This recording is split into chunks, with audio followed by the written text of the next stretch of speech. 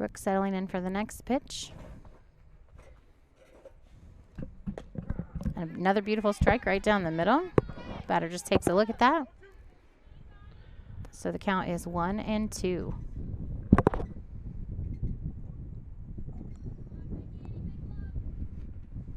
Brooks settling in again. The pitch.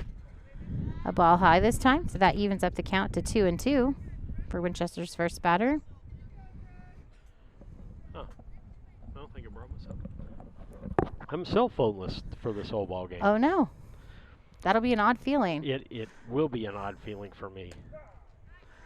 All right, so that last pitch there was a strike, so that'll be the first strikeout for Brooke today. Bring up the next batter, Hallie Lawson. She is Winchester's pitcher for today.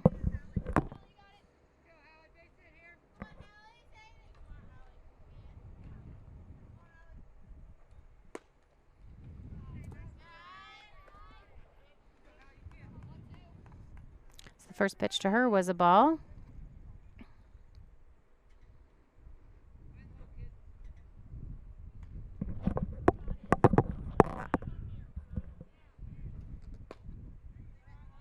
That's called ball for a low. Brings the count to two balls, no strikes, one out here, top of the first inning. Nice, cool day for a ball game, Jennifer. Yes, you know, it's a kind of a stark contrast from yesterday's weather. Next one in is ball 3. And from what I've seen of Brooke, she's either hot or cold. Yes, you know, boy, we've watched her that first game. We watched her go almost all the way through in a beautiful game. And but I think probably like most pitchers, struggles a little bit. So that batter does walk. But sometimes after the first few batters, she'll settle in, and boy, she'll just pitch a beautiful game. So she's got a strikeout and a walk as we get started this morning, or this afternoon, I should say. Good thing is we should have some pretty consistent strike zone today with our umpires. So throw to first base, and the runner gets back in time.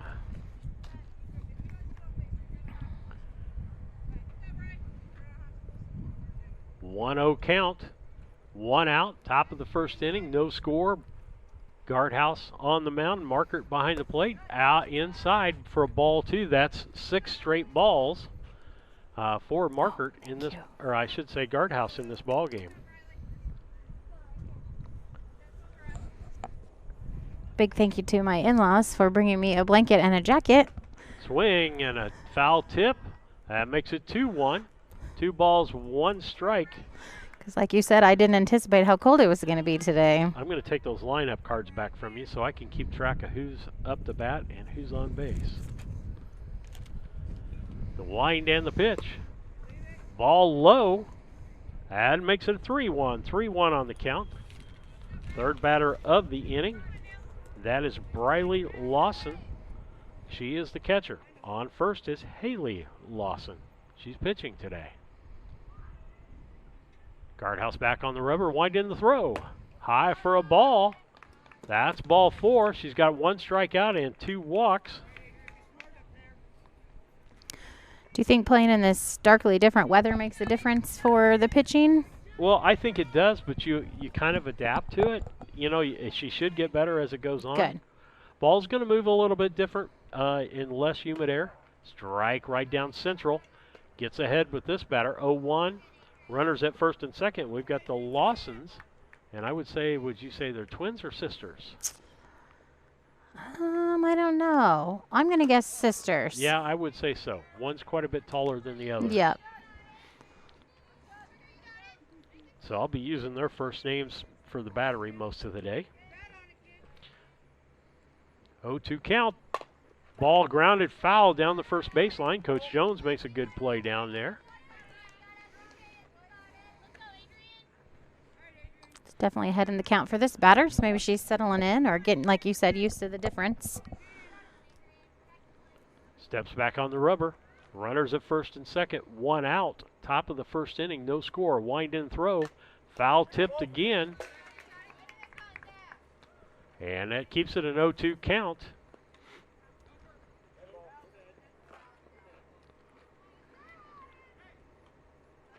Ball gets away from the pitcher, but is a dead ball because it was a foul ball.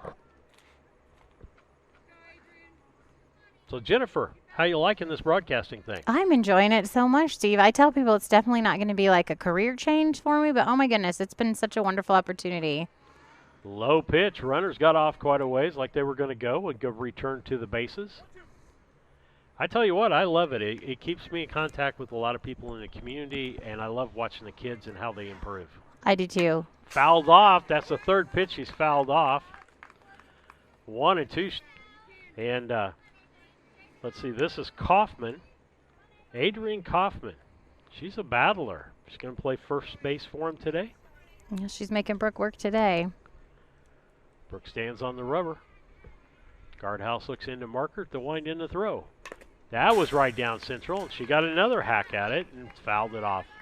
She did. And you know, Steve, another thing, I just want to tell you thank you from all of us for, just even starting this and getting this opportunity going, because this year I know an awful lot of parents and family members sure appreciate being able to be a part even when they can't be there. So I've enjoyed being able to help that as well. I probably should have moved my car. I need to do that during commercial breaks so some parents can get in there. Wind in the throw. Swing and a miss on the changeup for second strikeout of the ball game. That's 2 strikeouts, 2 walks for Brooke Guardhouse today. Brings up the 5th place hitter, Briley Littig.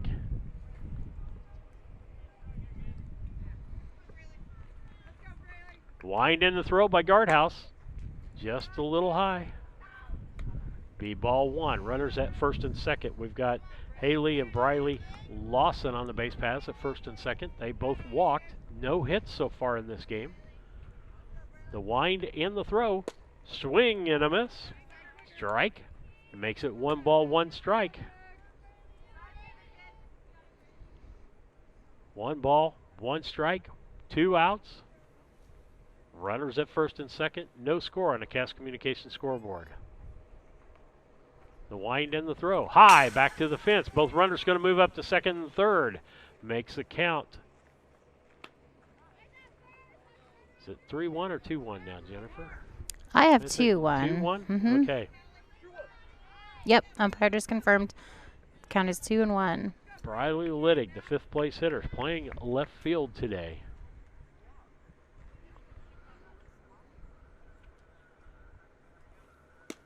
Strike 2. I was ready to make it strike 3. 2 balls, 2 strikes, 2 outs. Deuces wild across the board. 2 runners on base. Second and third would be the Lawson girls for Winchester. Top of the first inning, no score on a Cass Communications scoreboard. Wind in the throw. Strike 3. 3 strikeouts, 2 walks in the half inning. No runs, no hits, no errors, and no 2 people left on base as we head to the bottom of the first. It's 0-0.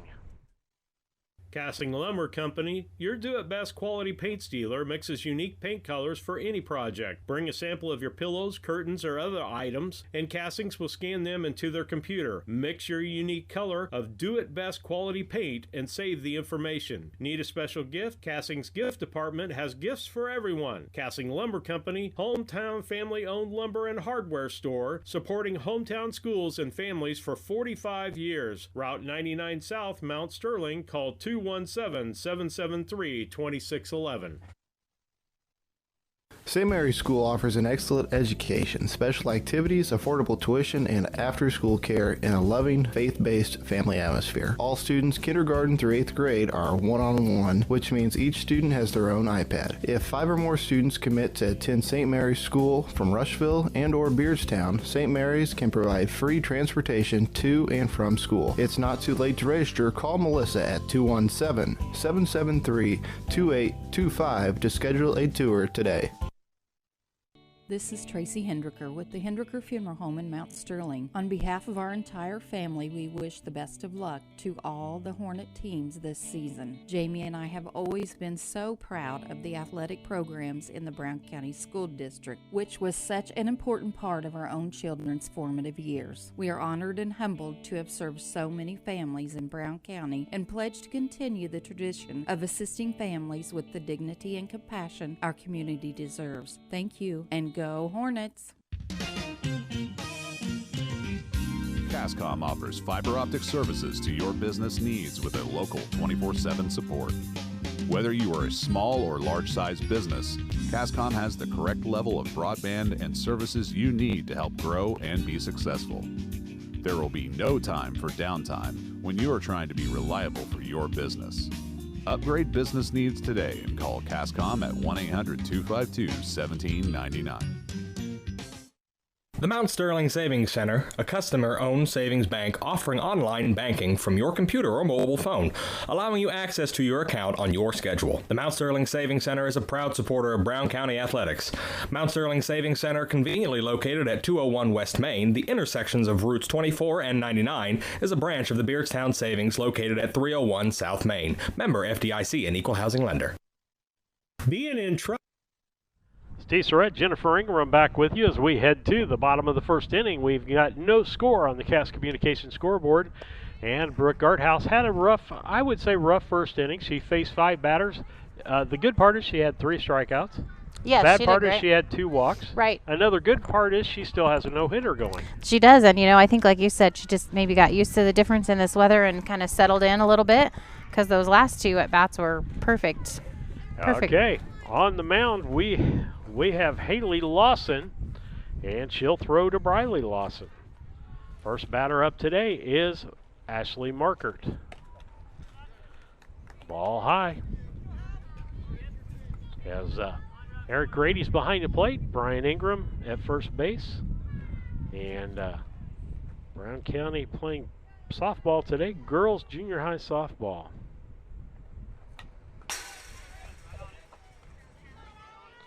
Ball back to the fence, fouled off, 1-1, 1 ball, 1 strike, nobody out. This is first batter of this half inning. And so we're glad that you could be on board today and be a part of the broadcast.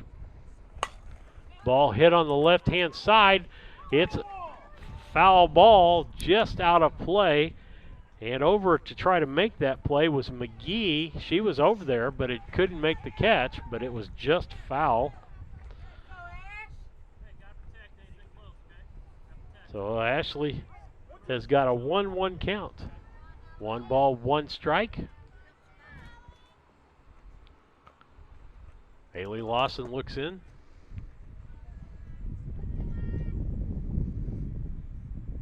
Briley Lawson catching. Ball high, almost got away from the catcher. That was a good snag. 2 balls, 1 strike.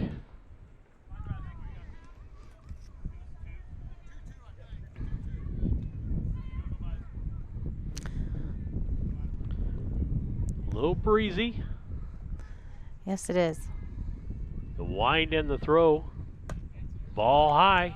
It's going to make it a full count to Markert. She'll be looking for her pitch on this one.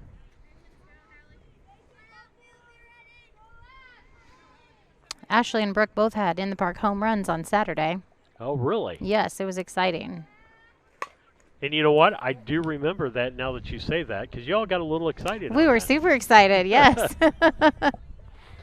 And you know what? That's perfectly fine. I think that's what makes us unique, is that we are homering a little bit, a lot maybe. We try to be encouraging to all, but definitely. I like to think we're Cardinal fans. We appreciate good play That's everywhere, right. but we definitely root for one team. I think that's a perfect analogy. Fouled off again. She stays alive on this at bat. And I'm trying to find out whether we're for sure on YouTube or not. If you're listening out there, give us a shout. Let us know that that we're on. I'm sure Nick would have called me by now if we weren't on the air. Ball 4, she works that into a walk. Base on balls for Markert. That'll bring up Jamie Lohr. Jamie Lohr playing shortstop, batting second spot. And tell me, Jennifer, I mean, Jamie's improved since the first of the year, I take it, because I think she was playing outfield when we first started the season. Yep, moving some people around. She definitely has improved. She has a lot of travel ball experience, and she's very aggressive. So she's, and she has a lot of softball IQ, so I think even as a 6th grader, she's definitely earned her spot here. Yep. She had some good hits on Saturday as well, and she had some beautiful catches as well. 0-1 the count. Marker at first base. The wind by Haley Lawson. Steal by Marker. Ball was there in time, but gets away, and she's in there safe. And so that'll make it a runner at second. No outs, 2 strikes on Lore, the second place hitter. As Haley Lawson steps on and throws. Ball inside, but she swings at it, hits the left field. McGee is under it, misses the ball. The outfielders collide. Markert's going to score on this. Lore's at second base. They're going to send her to third. Throw in is offline, and she's in there safe. And so that'll be a triple for, well, I'm actually going to give an error on that. Because she should have caught that ball. Yeah, with the collide in the outfield for sure. So, but it still was a great hit by Jamie. Did you see her kind of watch it? It was really would have probably been a ball, I believe, but she watched that way and hit it way out there. Yeah, it was a great job. In fact, I was calling it a ball. Yeah, I agree. But she wanted it, watched it, and turned a hit out of it. Okay, and I think our camera got hit during the process of a couple of those foul balls. So we're going to take a look at that, make sure that's going good. All right, well, that brings up Brooke Ardhouse for the Hornets, so she is up to bat. She fouls off the first pitch there.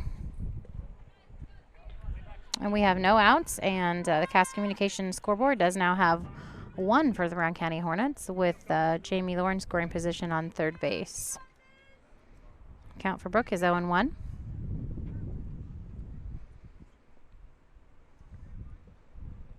Pitcher looking in for a sign. Is ready to wind up. Pitch, and Brooke pops it up right back to the pitcher, who makes a nice clean catch. Keeps Jamie at third base for the first out of this inning. That'll bring up Chloe Roberts for the Hornets.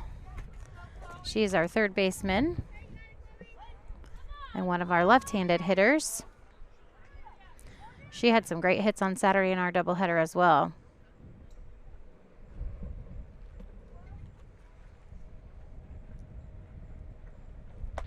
I think I've got adjusted back on that one. First pitch was a ball high. Occasionally happens, foul ball comes back, particularly softball. I think softball is worse at it than anything. Yeah, I think the first game I did the video, we had it 2 or 3 times, have to adjust it. Next pitch, the line drive by Roberts into the right center field. That's going to almost go to the fence.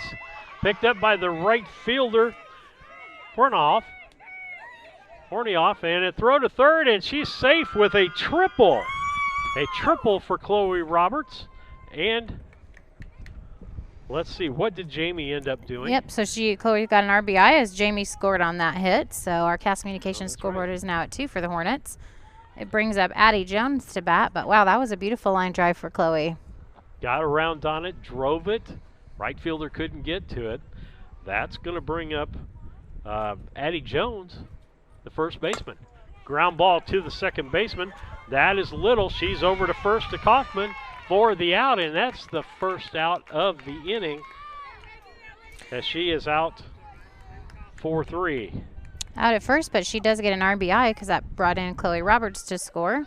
So the Cass Communications scoreboard goes up to 3 for the Brown County Hornets, and it brings up Olivia Akins. I thought that was a backwards F up there.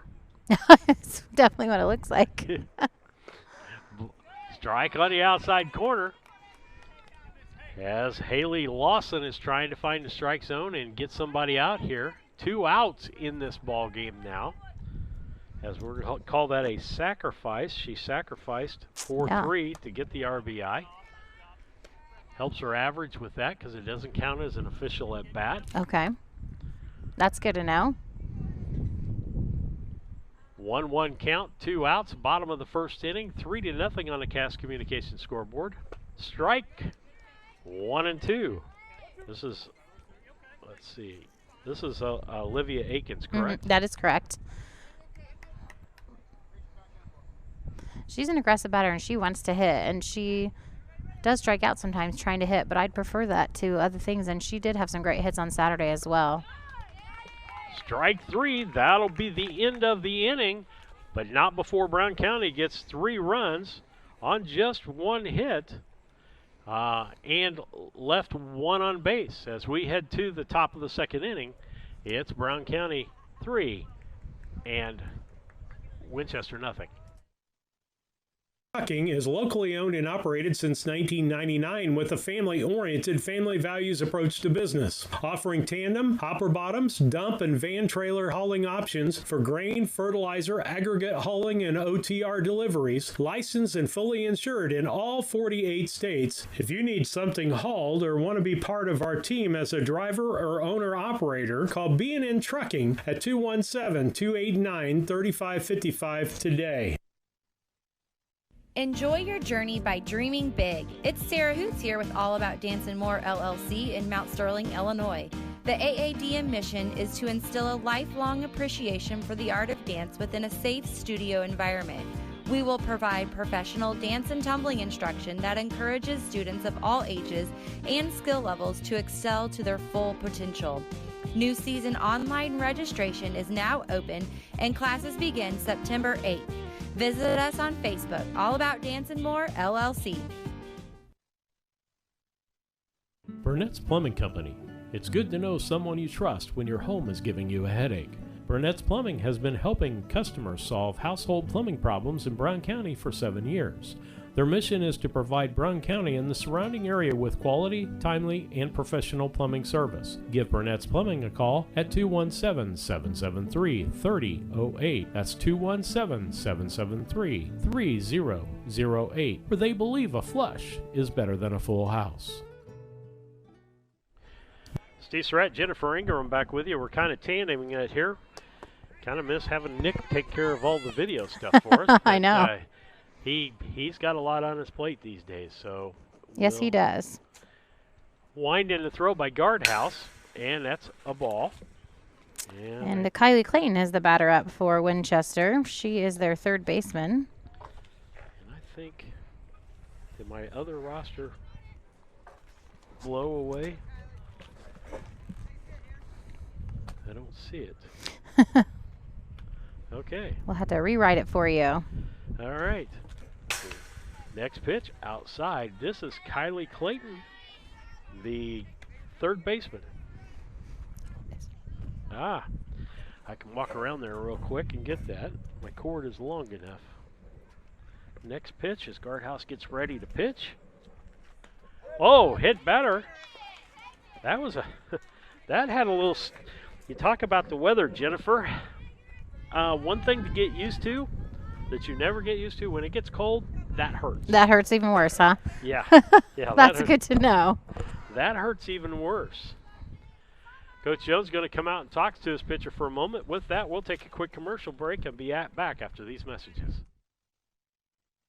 The Ray Insurance Agency is an independent insurance agency in Mount Sterling. We offer competitively priced insurance products that fit the needs of you and your family. We specialize in personal, commercial, and agribusiness insurance products. So call me, Brad Casting, today at 217-773-3851 for a free quote and risk assessment. We are located at 128 West Main Street in Mount Sterling. Our phone number is 217-773-3851. Hey, do you know anyone looking for a new job in Mount Sterling? Our Rustic Garden hires locally, and they could be looking for you to help out. Entry-level jobs.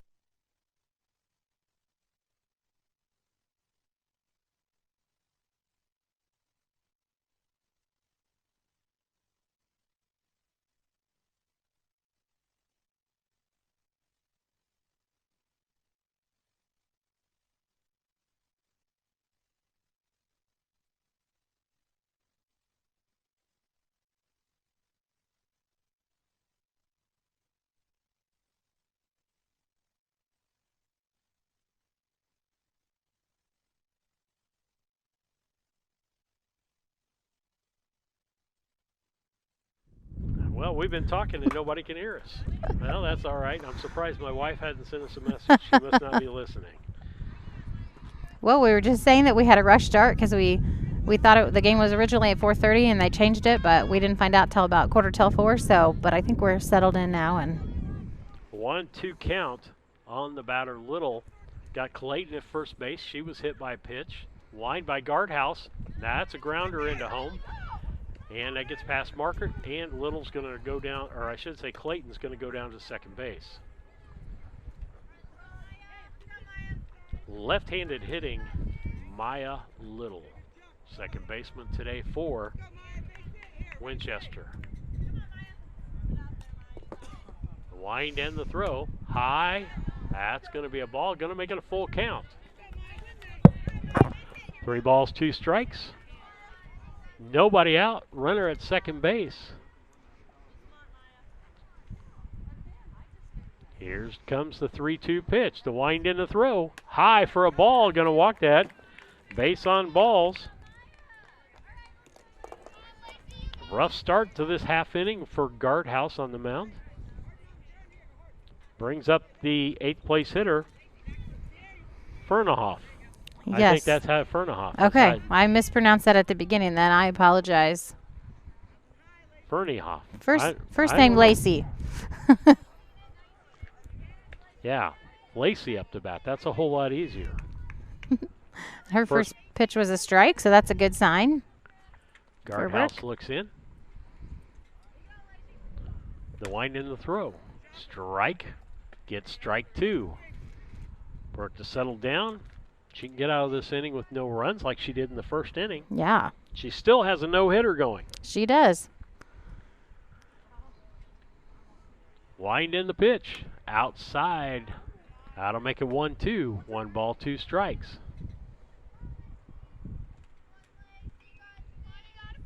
Pitcher steps on. Looks into Margaret for her sign. The wind in the throw by Guardhouse. Strike right down central. That'll make it 3 strikes and another strikeout. That's her 4th strikeout of the ball game. Yep. First out for this inning, so. Looks like Zella Walker.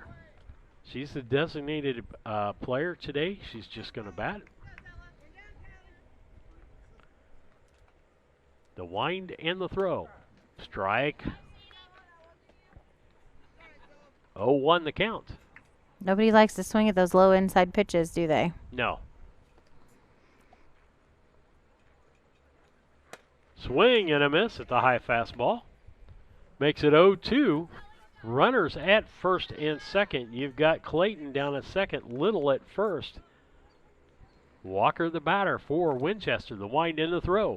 Swing and a miss and another strikeout. That's 2 strikeouts. And on the throwback to the pitcher, it gets past her, and the runner at second moves over to third. Clayton moves to third. Little still at first, 2 outs. Brings up the top of the order with Victoria McGee, the shortstop. Mm-hmm. And she struck out last inning. And I wrongly said Liddig was in left. She was the one that made the error on that ball in the first inning. Strike on the inside corner. Runner steals second, so second and third. 2 outs.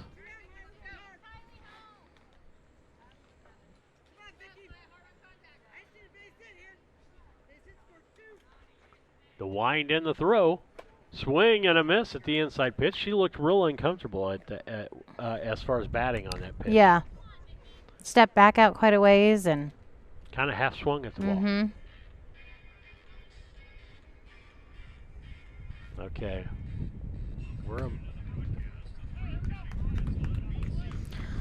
All right, that was another strikeout for Brooke. So that was 3 strikeouts this inning. So, and still a no-hitter, like you said, Steve. So that'll keep our Cass Communications scoreboard at 3 for the Brown County Hornets and 0 for Winchester. And we'll be right back after these commercials for the bottom half of the inning. Hey, do you know anyone looking for a new job in Mount Sterling? Our Rustic Garden hires locally, and they could be looking for you to help out. Entry-level jobs make a great way to build your resume. When it comes to handling your taxes, ever feel a bit taxed? If so, why not give yourself some well-deserved tax relief and visit Larry Dunn Accounting. Larry and his staff have been helping clients with tax return preparation, bookkeeping, payroll, sales tax, and business consultation since 1980. Put their experience to work for you today. After almost 5 decades in business, their #1 priority remains building long-term relationships. Larry Dunn Accounting, 443 East Main Street in Mount Sterling, or call 217-773-3400. Banks are involved in every aspect of our daily lives. They support us as we turn life's goals into accomplishments. Goals like purchasing that new car, opening a small business, buying or building a home, planning a wedding, or preparing for retirement. Bank with a partner you can trust and count on. Farmer State Bank and Trust Company of Mount Sterling. Locally owned, locally operated, locally dedicated. Member FDIC, Equal Housing Lender. At Henry Automotive, Steve Strat, Jennifer Ingram back with you on the broadcast today. Cass Communication scoreboard says Brown County girls junior high softball 3, Winchester girls nothing. On the Cass Communication scoreboard, ball outside and high. Pitcher is Haley Lawson. Haley Lawson, the pitcher. Battery of Briley Lawson and Haley Lawson. And we have Olivia Martinez up at bat for the Hornets, which makes Hope Ingram on deck. First at bat of the day, the wind the pitch outside again. 2-0 the pitch. 2 balls, no strikes, nobody out. Bottom of the second inning, Brown County leading on the Cass Communication scoreboard 3-0 if you're just joining us. If you'd like to send us a message on YouTube or on my phone, if you're listening, where you're listening at, shortstop McGee makes that catch on the first base side of the pitcher's mound. And so that'll be an out. And so that'll bring up Hope Ingram, and that'll make Renessa Mort on deck for the Brown County Hornets.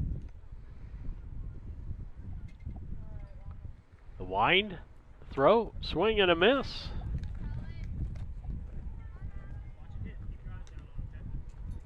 No balls, 1 strike.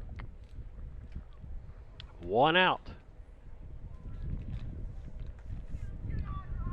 Haley Lawson steps on the rubber.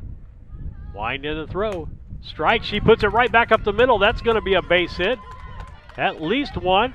She's looking at second. She's going in second. The center fielder hesitated to pick up that ball. And Hope Ingram gets a double on that. Gonna give a little woohoo! Hey, I thought I'd get excited for you. Okay? I appreciate that. I was really trying to rein myself in. So, nope, that was a great hit for her. Brings up Renessa Wart. She's playing right field today. Runner down at second, 1 out here in the second inning. 3-0, Brown County leading on the Cass Communication scoreboard, junior high girls softball. Wart puts out a bunt. The ball gets past the catcher. Over to third goes Ingram. 1 out, runner on third base. Bet Brian was glad he didn't have to make a close call on that hit at second either for Hope.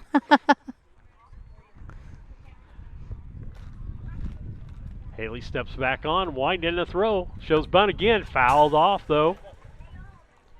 It's a pitch that was a little high. She should have pulled off on that. And that you learn that with experience. Yep, that makes sense. That bunting is the strategy there is a lot to learn.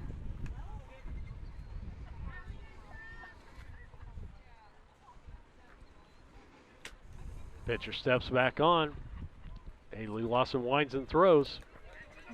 Called strike as she offered it to pitch. The ball gets away from the catcher, and across comes Hope Ingram. Score the 4th run for Brown County. Cass Communication scoreboard now says Brown County 4 and Winchester nothing. Bottom of the second inning. 2. Should be 2. Did they call third strike?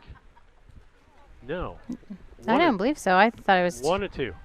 That's what they're showing on the board now. Swings, gets it between the first and second baseman. Right fielder can't field it clean. She wanted to go to first base with it, and so Renessa Ward gets a base hit.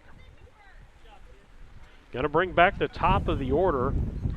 Ashley Markert catching today. And so still just 1 out for the inning, but we got some rain going on now. Oh, great. I'll have to watch the equipment. Some of it, if it's getting wet, I may have to take down our video if it's raining too hard. So far it's blowing out, so I think we're okay, but just see if you get raindrops on the lens. So far we're clean. Yeah, that's the one thing about it. Broadcasting's great, but we're not set up for all-weather broadcasting. Well, hopefully the shower won't last too long. Girls are getting wet. Ashley has one ball.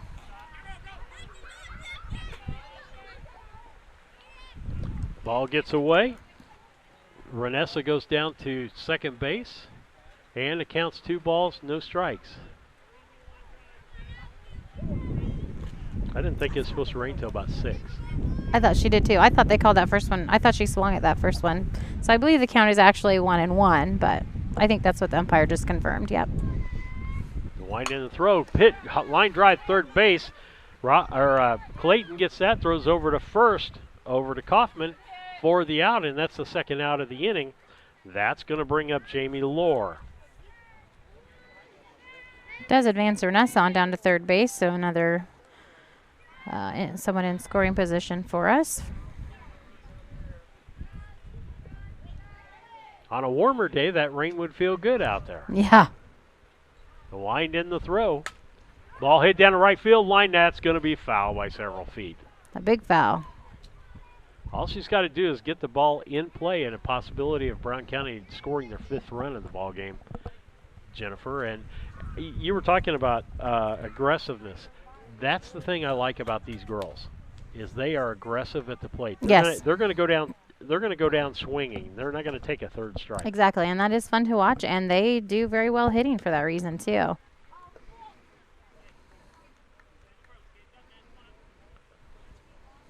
Lohr gets ready for the 0-1 pitch. 2 outs here, bottom of the second. The wind and the throw. Swing at the high inside pitch. That's going to make it 0-2. Runner at third base is Wart. Up to bat, Jamie Lohr. On the mound, Haley Lawson looks in at Briley Lawson. Wind, and here's the pitch. Ball high and outside. Makes it a 1-2 count. The other difficulty pitchers will have, and I think it's worse for softball pitchers because of the release point and everything. If the ball's wet, it's a little slippery, it's hard to control. That makes sense, yeah. I thought the rain, it's still raining, but I think it's slacking off a little bit maybe, but. Wind in the throw, way outside again, 2-2 count.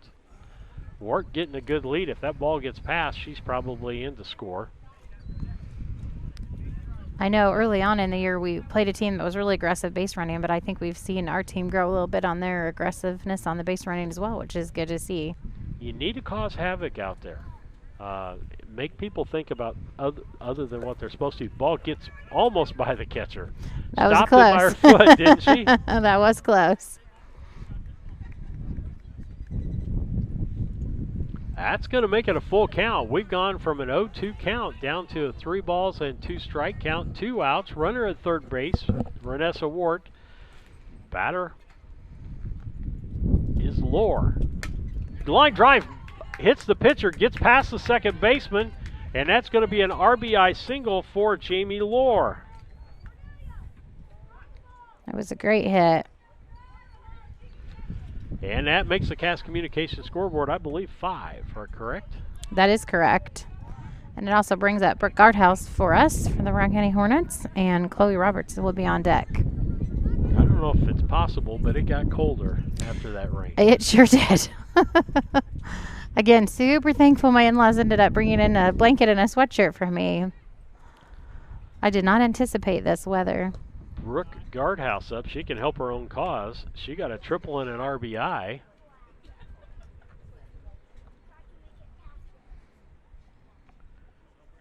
Catcher out to talk with the pitcher. We don't know if they're sisters or not. One's got to be, the catcher's got to be the older of the two if they're sisters or cousins. Yep. Yeah, that's true. At any rate, I bet even if they're cousins or sisters that they've played a lot of pitch and catch together. I would bet so. So the catcher probably knows just what to tell her. The wind and the throw by Haley Lawson. Low. Catcher does a good job of blocking it. In fact, it goes back out in front of her. But that's going to put Lohr down at second base. All Markert has to do is put the ball someplace and possibly another run across the board. Have I told you the other thing I like about softball is No. sometimes you have short games? Yes, sometimes you do. I think that's why Brian likes to umpire him, too. Low. Ball gets away from the catcher. There goes Laura over to third base. And that's going to make it 2-0 on the count. 2 balls, no strikes, 2 outs. We're in the top of, or the bottom half. Bottom half of the second. That's second inning, yep. Brown County leading 5-0 is what I have. The scoreboard still has 4. You would be correct. We do have 2 outs. Haley steps on and throws. Low inside, gets away from the catcher, and here's Laura. She was headed to home again. That aggressive base running. That was ball 4 for Guardhouse. She hustles down to first base, so a base on balls. Right. But did you see she rounded first base like to try to go again even on the walk, and that's something we hadn't seen early in the season, so I like that. I wrote that down. I said Guardhouse got a triple, but she didn't. What did she do in the first inning? Brooke popped one up kind of to the shortstop. That's right. Okay. That was Chloe Roberts that got the RBI and triple. Left-handed hitter, high pitch. Guardhouse going to second. Throw down there is not in time. Great throw by the catcher from her knees. Yeah, that was a good throw. Roberts hit that triple to the third base fence, or first base right field fence. Correct. Wind and throw outside. Nice block by the catcher and scoop. Well, both catchers are getting a workout today. Yes, they are. Lots of up and down for them today. Both tall girls both catching today too. Yes. Addie Jones is on deck for the Brown County Hornets. The wind by Lawson in the pitch. Strike right down central. 1 ball, 1 strike, 2 outs. Bottom of the second inning. Brown County leading 5-0 on the Cass Communications scoreboard. Haley Lawson steps on. Roberts ready for the pitch, the wind and the throw. Low gets away from the catcher. There goes Guardhouse to third base. She rounds it. That's all she's going to get at that point. 3-1 is the count. I believe is what he said. Yep, 3 balls, 1 strike.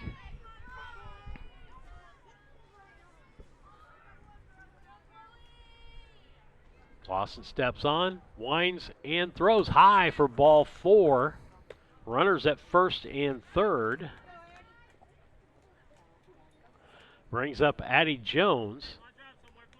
Addie Jones, she had an RBI. She grounded a second on a sacrifice. On a sacrifice, yep. Ducks on the pond again, 2 outs. Nice drive down right field line, foul. Long foul. Just a little behind. She had a big hit on Saturday out to the right, almost to the right field fence, so she can straighten that out. It'll go. Haley Lawson looks in. The wind and the throw. High for a ball. And the runner's going down to second base. Roberts almost stops before she gets there to look to see if they're going to throw the ball down there. Olivia Akins on deck. Counts 1-1. Second, third. Here's the pitch from Haley Lawson. High. Catcher goes up to get the ball.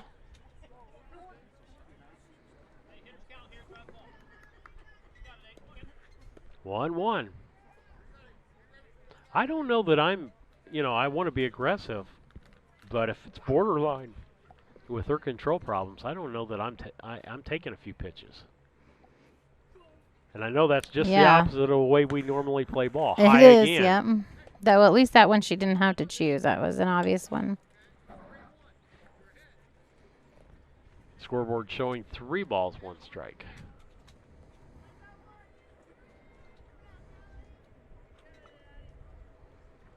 Lawson steps on, winds and throws.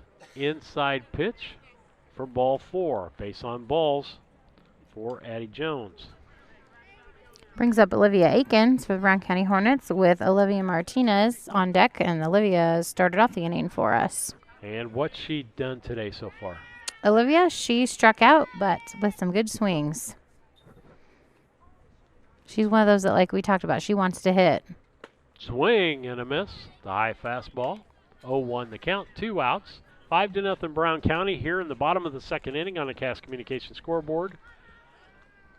Got Guardhouse at third and Guardhouse at third, Roberts at second base.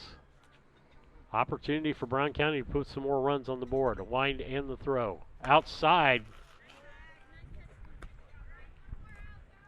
I think the catcher's arms are going to be about 3 inches longer by the time the game is She's over making with. some good stops stretching out like that. Lawson steps back on. The wind in the throw. Swing and a miss by Akins. That'll make it 1 ball, 2 strikes. Steve, you'd be proud of me. I used your ducks on a pond saying on Saturday. Oh, yeah. I knew you'd be proud of me. I am. There's a whole bunch of sayings I have that Kevin Dieterle would say you don't want to use. Oh, okay. I'll need to check with him on those then. Yeah. The wind and the throw. Strike 3 called. That's going to be the 3rd out of the inning. And so with that, Brown County scores, 3 more runs this inning? That is correct. So we have 6 for the Hornets. Is that correct? Mm-hmm. Yep, the 6. scoreboard's 1 behind. Okay, 6-0 Brown County over Winchester, and girls junior high softball will be back after these messages. At Henry Automotive, they believe in honest, hometown service. They have the latest in technology and tools and are equipped for any job. So, whether it's an oil change, scheduled maintenance, a check engine light, or a major repair, Doug and Darren Henry, your ASE-certified mechanics, are standing by to get you back on the road. Henry Automotive, located at 1157 690 East Street, Mount Sterling. Just turn north at the KC Hall onto Damon Road. Drive 1.8 miles and look for the big blue and yellow sign. Call Henry Automotive at 773-9066. Once again, that's Henry Automotive at 773-9066.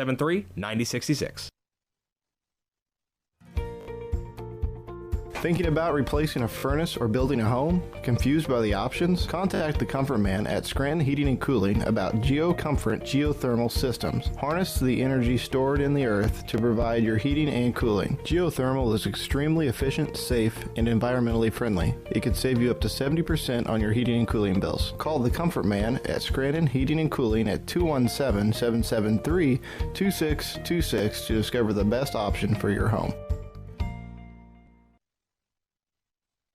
At Brown County State Bank, our interest is in the students of our community. We think it's important to reward students for their hard work. With our Hoorays for A program, students can earn cash for their savings account. Plus, the students in school will be entered into an annual grand prize contest. Stop in the Brown County State Bank for Hooray for A's rules. Brown County State Bank, 101 East Main Street, Mount Sterling, member FDIC, and equal opportunity lender. Steve Surratt, Jennifer Ingram back with you on BC Hornet Sports, your source for Brown County sports and more. As we get ready to start the top of the 3rd inning, is that correct? That is correct. First 3 batters for Winchester will be? We have Haley Lawson up to bat now, then, or Hallie, Briley Lawson, and then Adrian Knopfman. All right, 3rd inning. Brown County leading 6-0 by our books. They've scored 3 runs in both innings of play so far. Wind in the throw. A strike? That's a strike. I was looking to see if that ball hit the fence. Oh, Changed gotcha. our camera view No, over there. looks like we're okay for now. 2 balls, no strikes.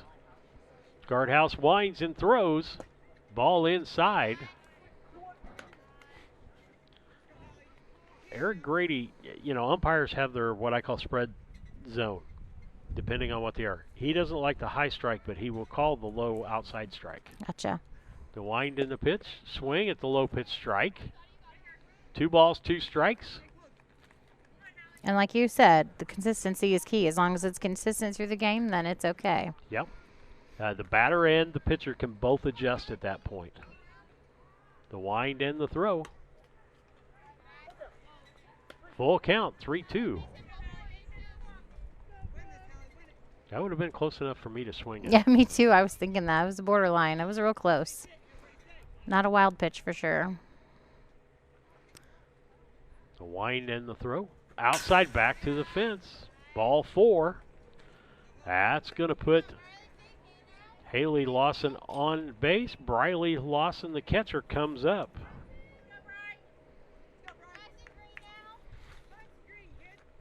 Hits from the right-hand side. Guardhouse still has a no-hitter going. I'll explain that a little bit later. Okay. The wind and the throw. Ball hits the fence back here. Runners down. Haley Lawson's down to second base. That's going to make it a ball. I think her first name is actually Hallie. Is it Hallie? Mm-hmm. Just Okay. hearing her coach say Hallie. that. So we apologize for that. And to all the Winchester fans. Yes. Ball low inside, going to make it 2-0. Yeah, there's no Y in there. I need a Y in there for that to be Haley. Right. Or an I after the A. You'll have one to of the excuse two. me, I'm over 60 years old. I don't read as good as I used to. I don't speak as well as I used to, and sometimes I should keep my mouth shut. But that's been a trait all my life. I say I heard that gets harder as you get older, though, so that might be a problem for me eventually, for some too. reason the filter goes off. The wind and the throw. High, back to the fence again. So that advances Hallie all the way around to third. And then her sister, Briley, walks and just trots down to second base. Yes, she so does. Runners at second, third, nobody out.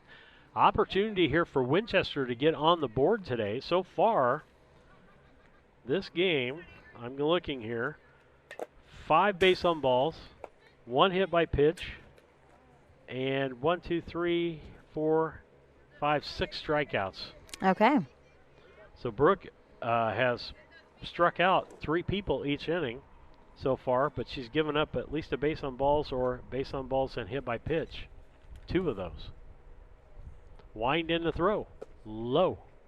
That's going to be a ball.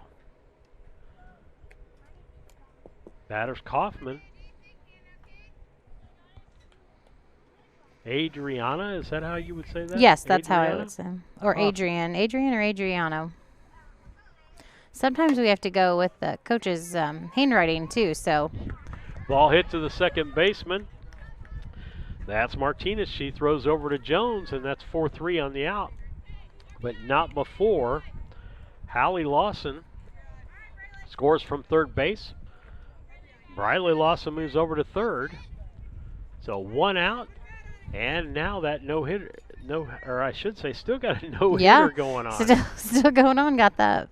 And that brings. I would call that a sacrifice or a fielder's choice, one of the two. That brings up Braylee Littig, and she foul tips it for the first pitch. Just 1 out here in the top of the third. 5-1 on the 6-1 on the Cass Communication scoreboard. Strike right down central. And you're sitting here saying, Brooke, throw another one just like that one. Yes. Feels the same way every time. It's fast. Looks in, winds and throws right in that There same we spot go. again. And strikes the batter out. Now 2 outs for us in this inning. 7 strikeouts in the ball game for Guardhouse. I'll bring up Kylie Clayton for Winchester. She's their third baseman for today. She got hit by pitch, a pretty Yes. hard pitch the last time up. She didn't even really seem to flinch too much, did she? Nope. Ball inside. She moved a little bit that time. Can't blame her there. I think, like you said, though, Steve, it's gotten cold. After that rain came through, it is just downright cold now.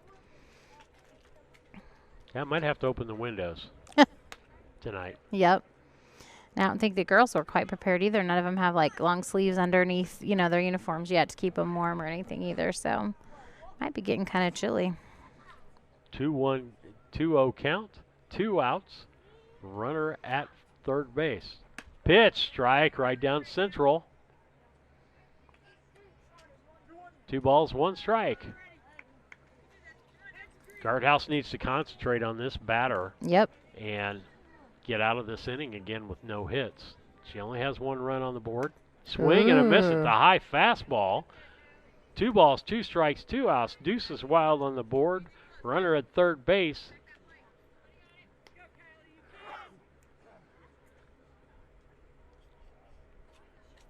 Now, one thing I've noticed about the junior high pitchers, as opposed to some of the high school pitchers, ball makes a full count. They take more time. Run it down to third base. Briley in a run down. Lawson, ball hits her, and she's back into the base. They had her dead to rights if they could have made a good throw there. Yep. She was lucky to get back on base on that one. But a lot of the high school pitchers that are well established get the ball, step on the rubber, throw. Get the ball, step on the rubber, throw. There's no, All the no lag downtime. time in between. Ball low. Catcher keeps it in front of her. That's going to be ball 4. That's going to bring up Maya Little.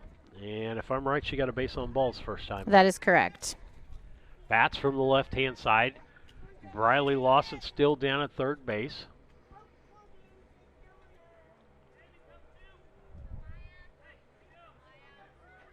Wind in the throw. Strike right down central. Runner goes down to second base. Dares the catcher to throw it down there. Stopping part of the way down through. She kind of stopped and did check too, didn't she? Yeah. She had quite a ways to go still. Wind in the throw. Fouls off. Almost gets the on-deck batter. You better stay awake over there with the left-hander up.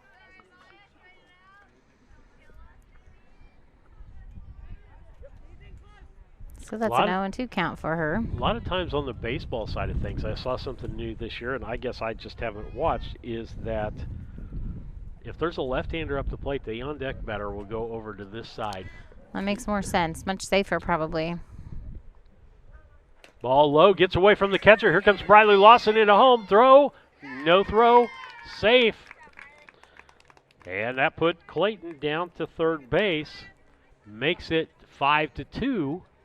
6-2. 6-2. They still haven't fixed that scoreboard. Yep.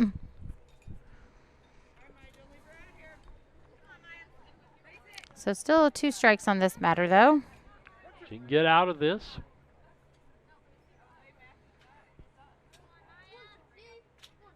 The wind and the throw. Low gets away from the catcher. Here comes Clayton into home. Throw into home late. That makes the score 6-3 as Winchester cuts the lead in half. 6-3, top of the third inning. 2 outs, 2 balls, 2 strikes on the batter. That is Little. And now no one on base. Hopefully Brooke can finish it up here. Wind in the throw. Strike right down central. Swings and misses. I'm going to get in trouble one of these days calling those pitches early. With that, Winchester scores 3, making it 6-3 as we head to the bottom of the third inning on the Cass Communications scoreboard. Culbertson is the heart of the communities we serve. As we introduce our new logo and refreshed brand, we want you to know that we pledge to maintain the highest quality standard of care you expect here at Culbertson Memorial Hospital. We continue to remain committed to our care promise. What is our care promise? Care that proves to our customers that we do our best to meet their needs. Attitudes that demonstrate that we are here to serve our communities. Respect for all who enter our doors. Exceed the expectations of our patient. Culbertson Memorial Hospital in Rushville, empowering your health and healing. The Mount Sterling Community Center YMCA features a 3,000 square foot fitness center with walking, track, and a full line of equipment. From group exercise classes to our new toddler zone to youth sports, there truly is something for every member of the family. But more than that, our real mission is rooted in our community. Through the past few months, your Y has continuously searched for needs to fill. We have served you from afar through initiatives including emergency childcare, grocery delivery, and virtual homework help. When you join the Y, you join more than a gym. You join an organization committed to serving the community in which we all live, work, and play. When it comes to your money, local is better. Farmers National Bank of Griggsville is here in the heart of the community, working where we live. We make sensible loans to our friends and neighbors so that we can help our community grow. Stop by and see our friendly staff and see what we can do to meet your financial goals. Located in Griggsville, Pittsfield, and Mount Sterling. Member FDIC, Equal Housing Lender. This is Brandon Kindhart with Double K Firearms. Have you ever been in a big box store and saw something you just couldn't live without, only to find out the employee has no idea what he's selling? You know, the same guy that was behind the deli counter the day before. At Double K Firearms, we treat you like family and want you to enjoy your experience while you're here. We buy, sell, and trade new and used firearms and much, much more. We offer an amazing selection and extremely competitive prices. We would love to get you set up with whatever it is you're looking for, whether it's for hunting, recreation, or just adding to your collection. That's Double K Firearms, 212 East Main Street, Mount Sterling, or call 217-430-7523. And remember, always support local, and the best time to buy it's when you see it.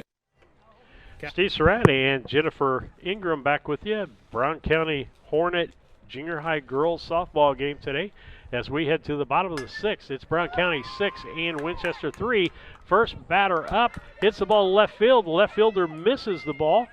Headed around second, and stops at second. So who was that batter? That was Olivia Martinez. That was a beautiful big hit for Olivia. And so she gets on. Olivia popped up to the shortstop the last time. Yeah. She's been hitting pop flies.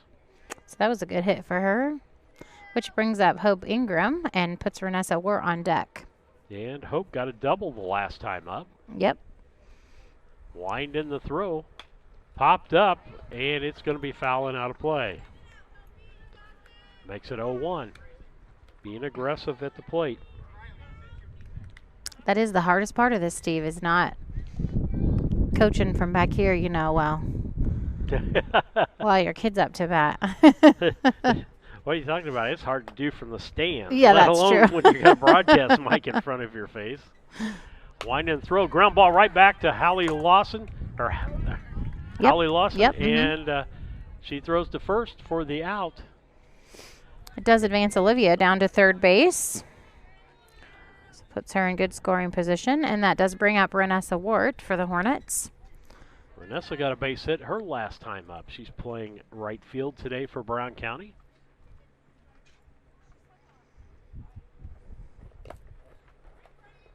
Showing bunt again. As she's got a runner down at third base to bring home. Get some of those runs back.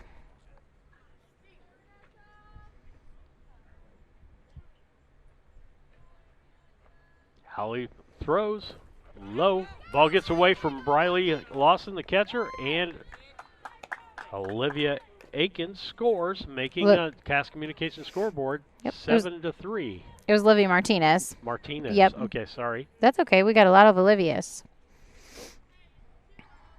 There's Olivia's and Olivia's. Right.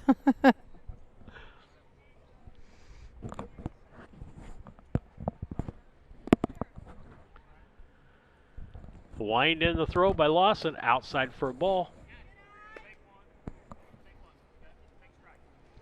3-1, or 3 balls, 1 strike is what it's. What do we got for a count here? 3-0. Yeah, 3-0. And coach is saying take a pitch. Wind in the throw. Strike right down central. Lob that one in. Yep, and she did what coach asked her to do, though. So. Now you know what a good one looks like. Yep. She hadn't gotten one yet, so. The wind and the throw by Lawson. Right down central, same spot, popped up. Pitcher can't quite get it. Gets knocked out of bounds. Throw to first base and gets rung up. 1-3 on the out. As Haley Lawson throws over to Kaufman. And that's going to be the second out of the inning. And that's going to bring up the top of the order, Ashley Markert. She's got a base on balls, and what else has she done today? She popped up, got out of first base in the second inning. All right. Let's see what she can get going on. She's overdue today. Yes, she is. See if she can put one in the outfield and run her to the fence. Outside for a ball. It's a good eye to wait on that one. That also brings up Jamie Lohr for on deck for the Hornets and Brooke House in the hole.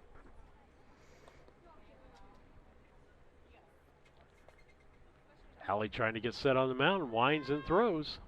Low pitch for a ball. Makes it 2 balls, no strikes.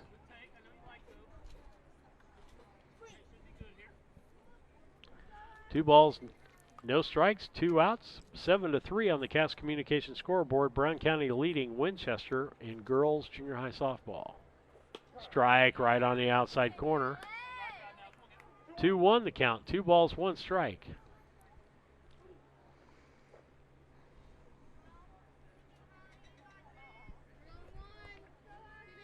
Hallie steps back on.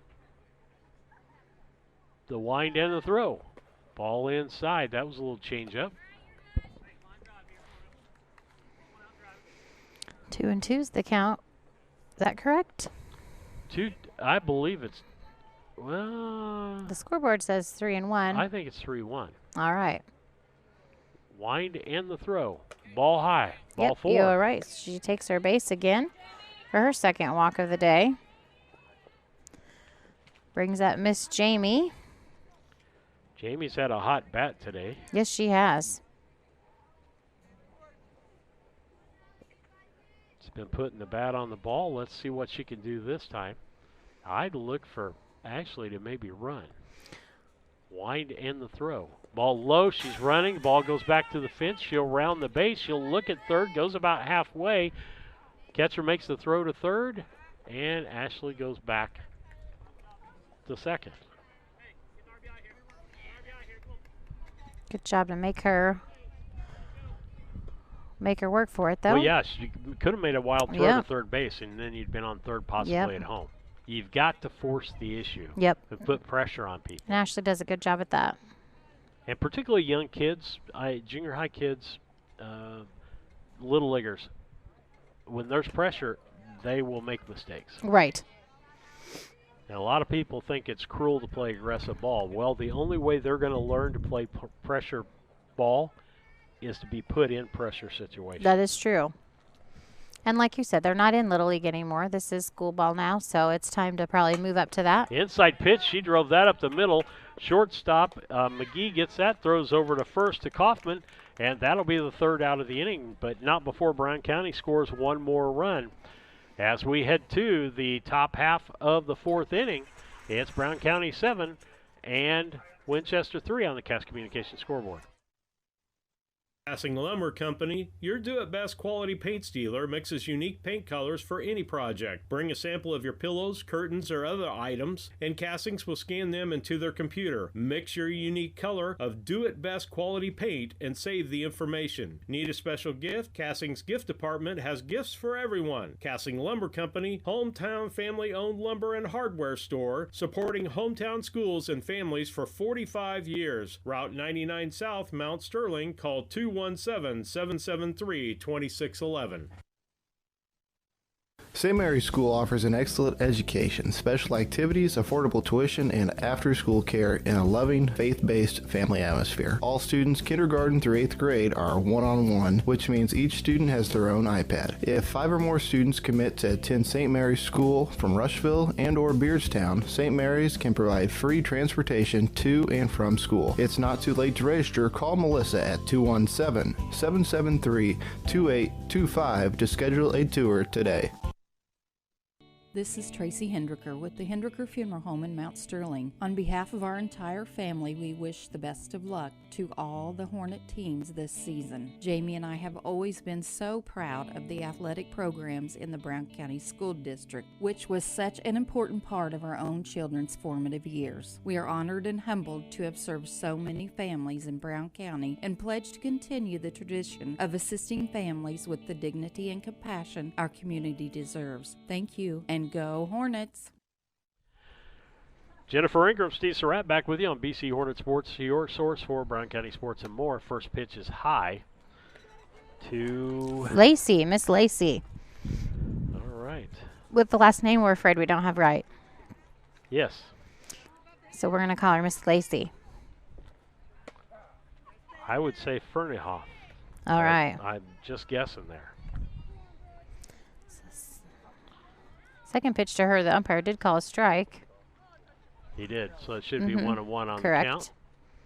Guardhouse throws. low, 2-1. Cass Communications scoreboard, top of the fourth inning, Brown County 7 and Winchester 3.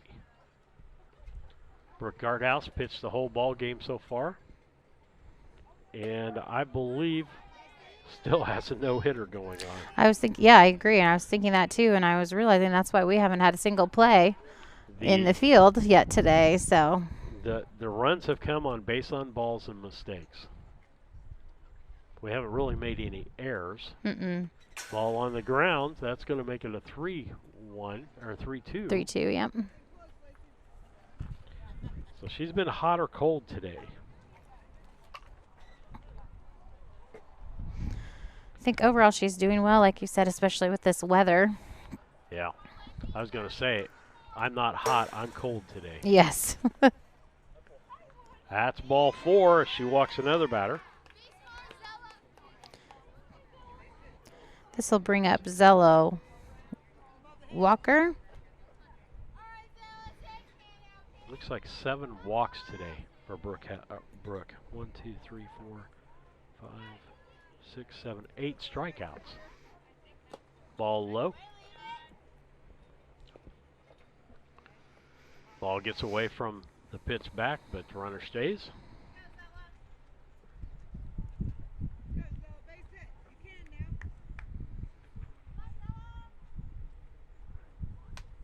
Ball gets away from the catcher. Runner's going to go down. Lacey's going to go down to second base. Nobody out. 2 balls, no strikes. We had a game that was moving along. Now it's slowed up quite a bit. And coach is going to go out and talk. We're going to do some switching. With that, we're in the top of the 4th. Nobody out. 7-3 Brown County leading Winchester in girls softball, junior high softball on BC Hornet Sports. We'll be back.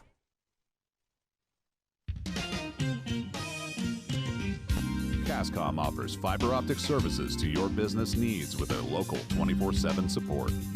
Whether you are a small or large-sized business, Cascom has the correct level of broadband and services you need to help grow and be successful. There will be no time for downtime when you are trying to be reliable for your business. Upgrade business needs today and call Cascom at 1-800-252-1799. The Mount Sterling Savings Center, a customer-owned savings bank offering online banking from your computer or mobile phone, allowing you access to your account on your schedule. The Mount Sterling Savings Center is a proud supporter of Brown County athletics. Mount Sterling Savings Center, conveniently located at 201 West Main, the intersections of routes 24 and 99, is a branch of the Beardstown Savings located at 301 South Main. Member FDIC and Equal Housing Lender. B&N Trucking is locally owned and operated since 1999 with a family-oriented, family values approach to business, offering tandem, hopper bottoms, dump, and van trailer hauling options for grain, fertilizer, aggregate hauling, and OTR deliveries, licensed and fully insured in all 48 states. If you need something hauled or want to be part of our team as a driver or owner-operator, call B&N Trucking at 217-289-3555 today. Enjoy your journey by dreaming big. It's Sarah Hoots here with All About Dance and More LLC in Mount Sterling, Illinois. The AADM mission is to instill a lifelong appreciation for the art of dance within a safe studio environment. We will provide professional dance and tumbling instruction that encourages students of all ages and skill levels to excel to their full potential. New season online registration is now open and classes begin September 8th. Visit us on Facebook, All About Dance and More, LLC. Burnett's Plumbing Company. It's good to know someone you trust when your home is giving you a headache. Burnett's Plumbing has been helping customers solve household plumbing problems in Brown County for 7 years. Their mission is to provide Brown County and the surrounding area with quality, timely, and professional plumbing service. Give Burnett's Plumbing a call at 217-773-3008. That's 217-773-3008, where they believe a flush is better than a full house. The Ray Insurance Agency is an independent insurance agency in Mount Sterling. We offer competitively priced insurance products that fit the needs of you and your family. We specialize in personal, commercial, and agribusiness insurance products. So call me, Brad Cassing, today at 217-773-3851 for a free quote and risk assessment. We are located at 128 West Main Street in Mount Sterling. Our phone number is 217-773-3851. Steve Surratt, Jennifer Hey, Ingram do back you with know you what- on BC Hornet Sports, your source for Brown County sports and more. Jones in now pitching. First pitch to her, the first batter she faces is a strike. Actually, And she already had 2 balls on her. We Okay, switched that's to the right. middle, Yep. so 2 Yep. and 1 count, but that was a good Still strike. Zella Walker. And we'll let you know the position changes here when we get a moment. The wind and the throw. Strike right back at her. She knocks it back down. Jones throws to first to Guardhouse. And safe? Nope. Nope, called Call her her out. Okay. That was a close one, but that was good. She recovered well. She almost had it, and then she recovered well and got it to Brooke just in time. Changes are Martinez goes to catcher, Jones to pitching, Guardhouse to first, Lord to second base, and Marker to shortstop. Next batter up is Allie. Nope, we're at the top of the order, aren't we? Top of the order, Victoria McGee is up to bat. She struck out twice.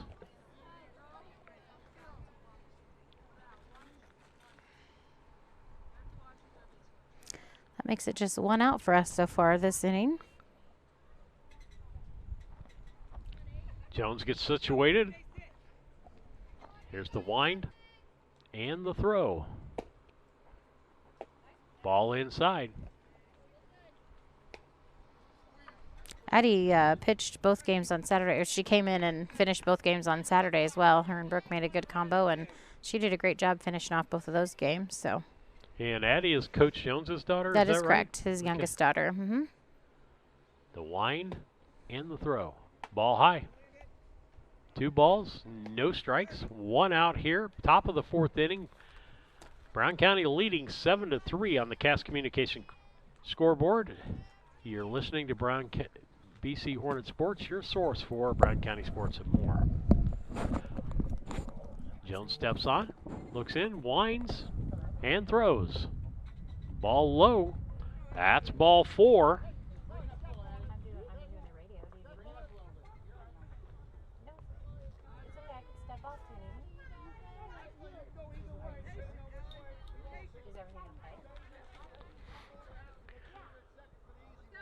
Jones steps back on the rubber.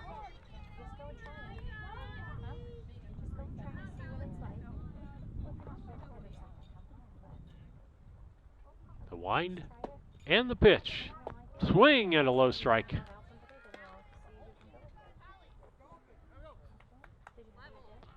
This will be Hallie Lawson. She's the pitcher for Winchester. Want to thank you for joining the broadcast today. Wind and the throw. Swing and a miss. Strike 2. No balls, 2 strikes, 1 out.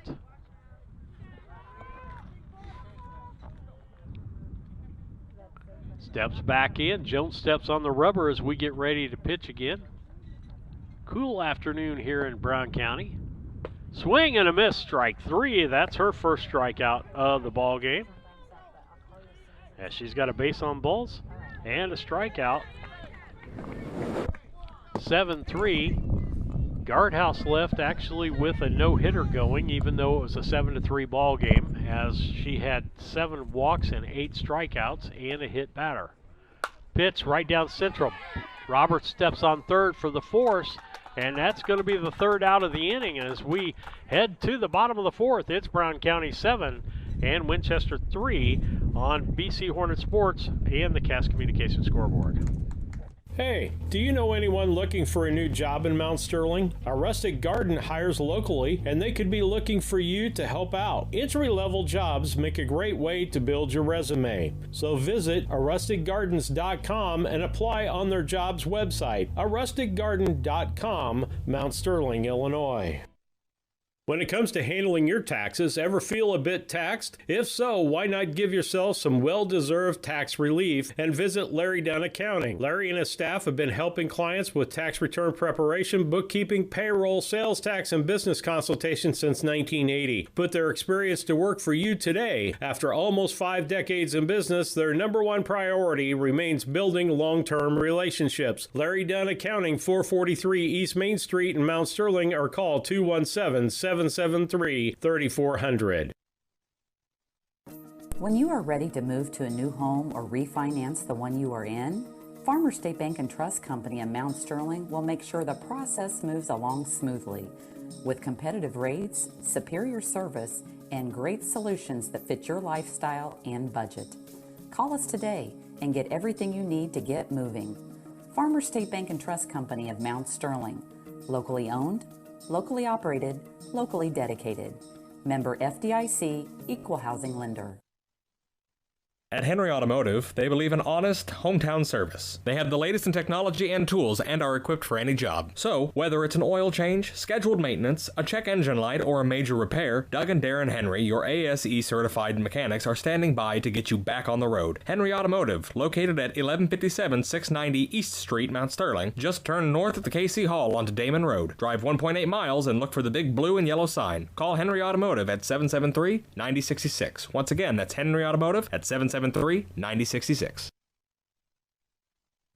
Interested in solar for your home? Confused by the information available on the savings and tax credits available, or if any of the options will work for you? Call Scranton Heating and Cooling at 217-773-2626 and let the Comfort Man take away the confusion and plan the best system for your home or business. They will visit your home or business, evaluate your unique situation. Then the Scrantons will sit down with you and discuss each option, giving personal service and planning. Scranton Heating and Cooling. Visit them on the web at comfortman.com. BC Hornet Sports here. Jennifer Ingram, Steve Surratt with you on a cold, I hate to say that, a cold afternoon. It's cold, though. Damp afternoon. We had a little bit of rain. Junior high girls softball. Brown County leading 7-3 on the Cass Communications scoreboard. Jennifer, I realize this is only my second ball game of the year. Oh, really? Oh, yeah. Y'all have done just a great job. Brian and you both, well, and you and Nick, and over on the other side, Jared Hoots and Kent Boylan. No, excuse me. This is my third game. I did a doubleheader over at Virginia with the boys on baseball.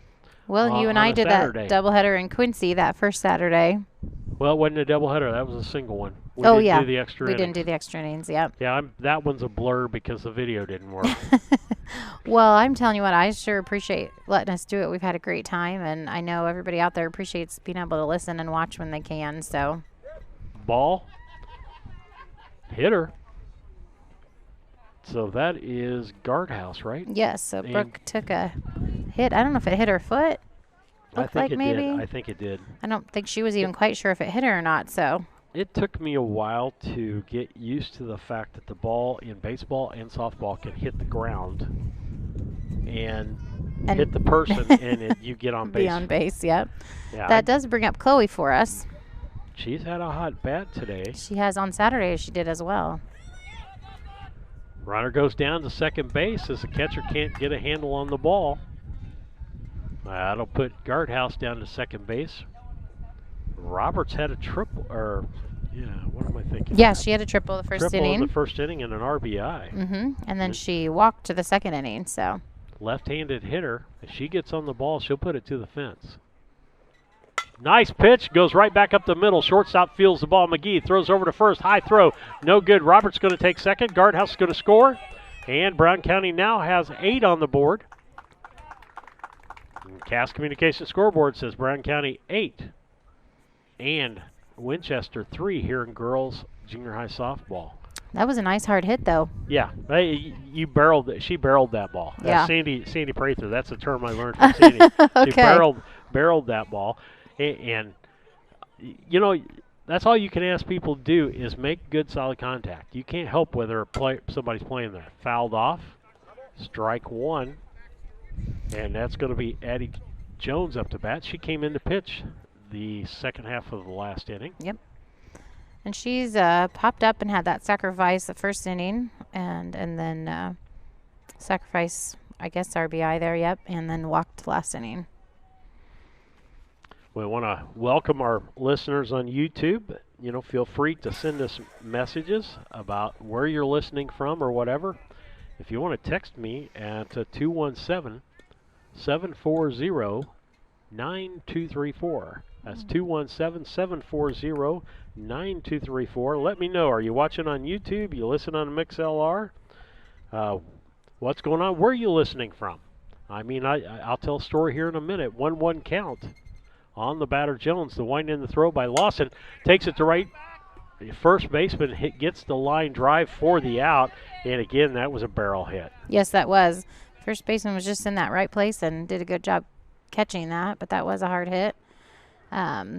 Chloe on a pass ball right before that had made it to third, so we do have a runner on third. And that brings up Olivia Akins up to bat. She's struggling today. Hadn't she got a couple of strikeouts today? Mm-hmm. Let's see her I'd like to see her barrel the ball, get some confidence. Yeah, because if she gets a hold of it, it goes too. Bunt, and she pulls the bat back. That's going to be a ball as it was on the ground. She had a great day on Saturday, Olivia did. She was even play of the game. One of the games, she had a beautiful shoestring catch out in center field. It was gorgeous, so she did a great job. Sticks it out the bunt again, pops up the bunt, and the catcher can't find the ball. Makes it 1-1. 1 ball, 1 strike, 1 out. Bottom half of the fourth inning, Brown County leading 8-3 on the Cass Communications scoreboard, junior high girls softball. Does make Olivia Martinez on deck for us, and then Hope Ingram in the hole.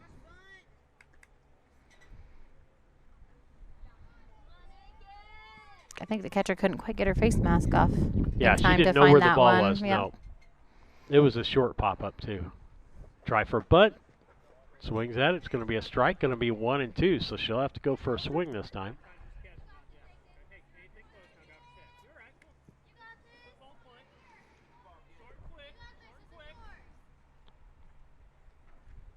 The wind and the pitch by Lawson.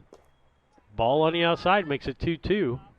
Jennifer, because I'm not prepared for it, this is about as cold as doing softball in the spring. I think so, too. Or it reminds me of football weather for sure.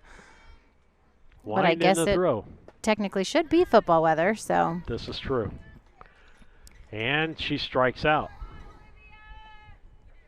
Comes up Olivia Martinez. Right. Catching now. What's she done so far She had a double last inning, great hit, and then she popped up to the shortstop in the second inning. Lawson steps back on, winds and throws. Outside pitch, strike.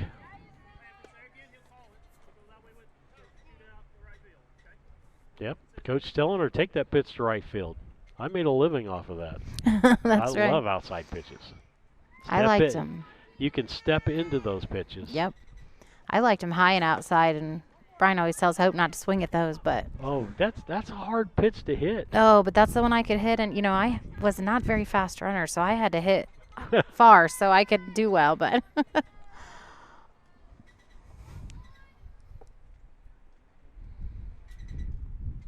Wind and the throw. Fouled off. Keeping herself alive there.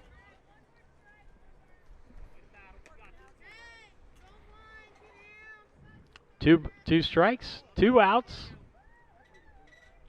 Bottom half of the fourth inning, 8-3. The wind and the throw.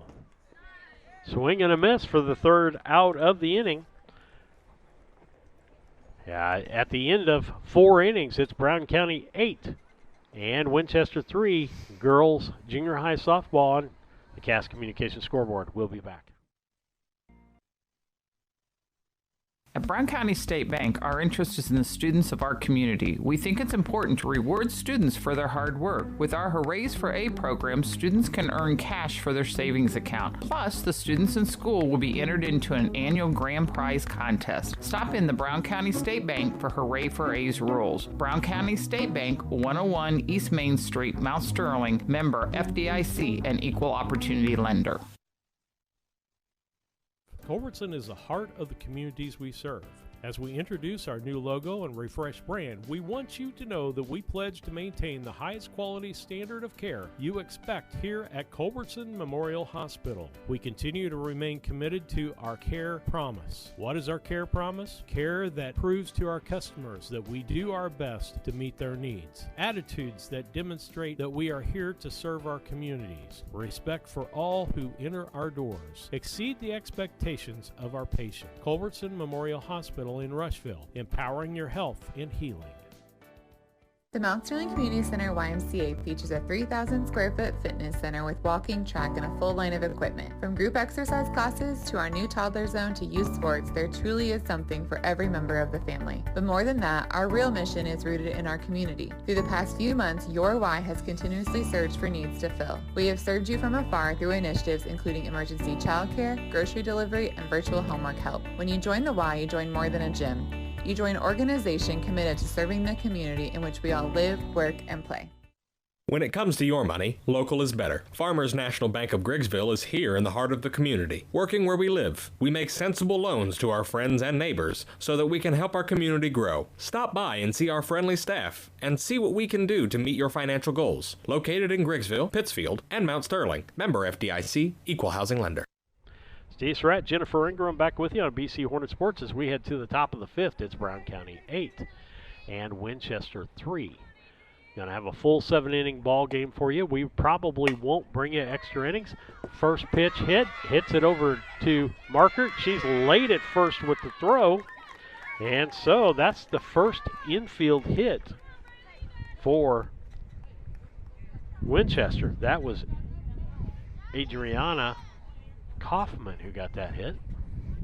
She's the first baseman. She's at first. That was a good hard hit too. That brings up Braylee Littig for Winchester. She's had 2 strikeouts this game. The wind and the throw. Inside, gets away from the catcher, Olivia Martinez. And the runner goes down to second base.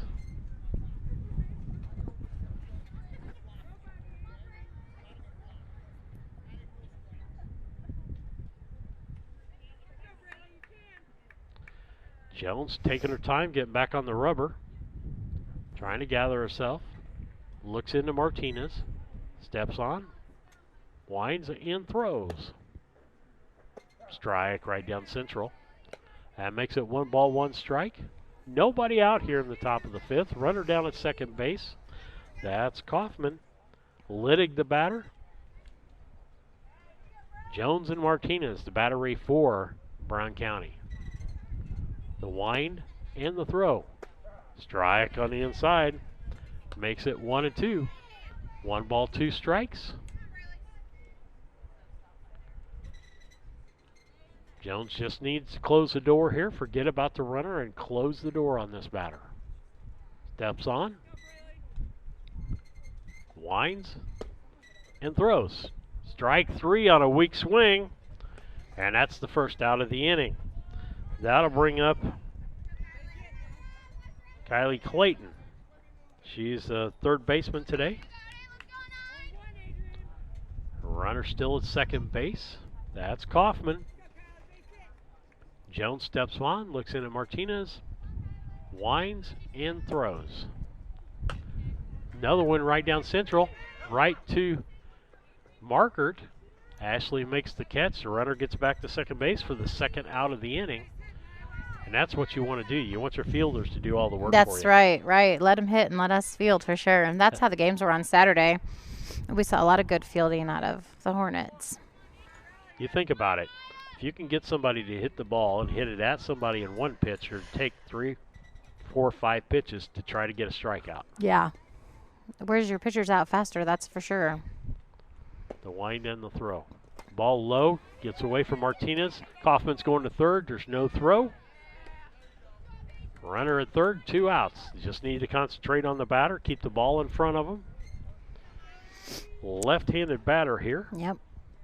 What's she done so far today? She has gotten a base on balls with a walk and then struck out.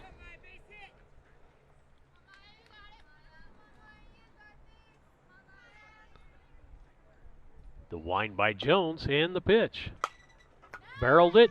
Short start Markert's got it, bobbles it, throws to first, and I think she was safe. Yes, she was. Just that little bobble made the difference there, Jennifer. It certainly did. And Maya hustled it right down there, ran all the way through, which is always good to see. And that's it. Some players will not hustle all the way down, but what we've seen out of Winchester today is when they hit the ball, they run. They do, all the way. And if you bobble it, they're going to be safe. Yep. Runner scores, making it an 8-4 ball game. Cut the lead in half. Brown County leading 8-4 over Winchester. Junior high girls softball on the Cass Communications scoreboard. The wind in the throw by Jones. Ball inside. Runner goes down to second base. And it's Miss Lacey again that we have upped. Farnhoff. Try to say it really fast. Maybe I'll be right. A lot of times I took your lead, like from what you showed me that first day in Quincy, and asked the coaches or someone the names, but today we just didn't have time with being rushed, so. Yeah, we started a half hour sooner than we were expecting to start. Could have saved myself more work at home if I just. You could have left a little earlier. Could have left earlier. Lisa's probably still working in the basement. Oh, bless her heart.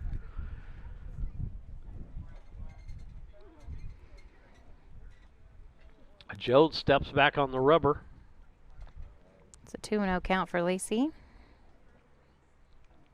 Taking a long time between pitches here. Trying to gather herself. Winding the throw.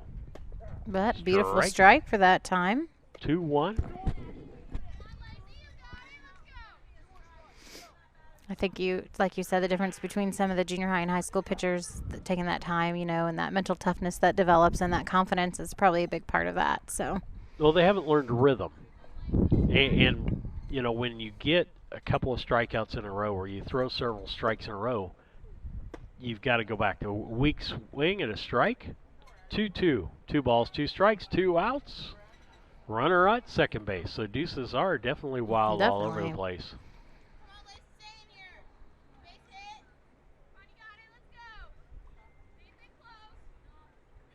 And you don't want the batter to be comfortable either. See, the more time you allow them to get comfortable and settle down.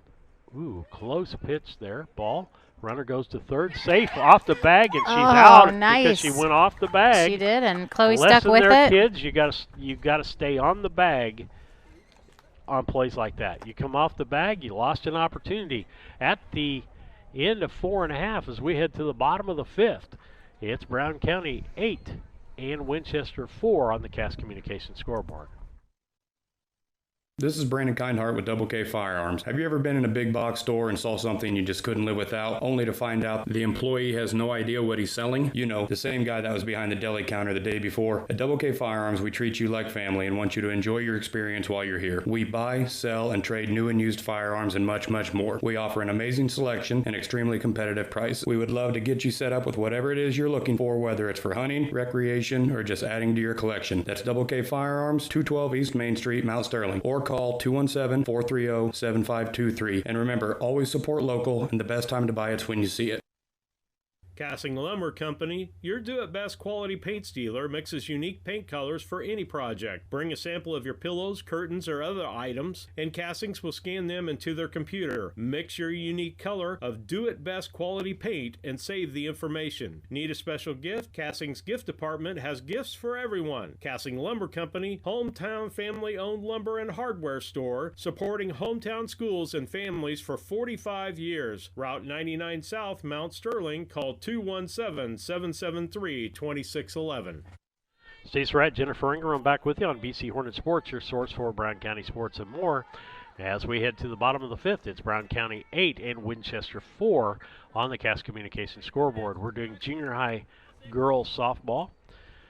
Because of COVID, we have done more junior high ball games than we have in the first 2 years of existence. Well, I know softball and baseball. I know it's sure appreciated. Well, I say God's in everything, that he just was preparing us earlier. Yep. We're one of the few people that are doing what we're doing. Central Illinois Sports, Jack and Charlie Hall doing a lot of things. Yep. They're even doing junior high sports this fall. Popped up foul. Coach Jones makes a good catch over there, but that's not an out. Hopes have now got a 1-2 count, but she's made some good cuts and pop-ups. She's had some good quality swings today. Yep. Like you said, that experience. She's gotten some this year and really doing a little better each game. So The wind and the throw outside. I think it's really important that kids, young kids in particular, play multiple sports. Even if it's not their favorite sport, yep. You make some skills. Each sport takes different skills. Strike. Strike three. Catcher just threw the ball back to the pitcher, and Hope went down to first base, but she was out. Brings up Renessa Ward. Yep. But you learn something different. Mental toughness, skills. You find out things about yourself. I think so too. I really do. And I think especially, we learned, having everything canceled in March that to kind of appreciate the opportunity to do some of those things as well. So, well, a lot of kids, if they play a sport that they're really good at, they don't have to work through adversity. Right. When you play a sport that is not your best sport, you have to work at that. You find, sometimes basketball is really a natural game for some people. Right. And so to play baseball, which is, my opinion, skill-wise, the hardest sport out there. I agree. And it's a slower pace, so I think it's also harder. Mental toughness has to be there more so as well, because you can't, constantly make that changeover and do something different. It might be 3 innings before you get to bat again. So I agree with you. Ball hit to the shortstop McGee. It goes under her glove, and Wart's going to get on base as that ball didn't come up on a nice bounce like McGee was looking for. And that puts Ward at first with just 1 out. And that's going to put us back to the top of the order with Ashley Markert coming up to bat. Yeah, look at Michael Jordan. Michael Jordan was a great basketball player. He had a really tough time at baseball. He did, yep.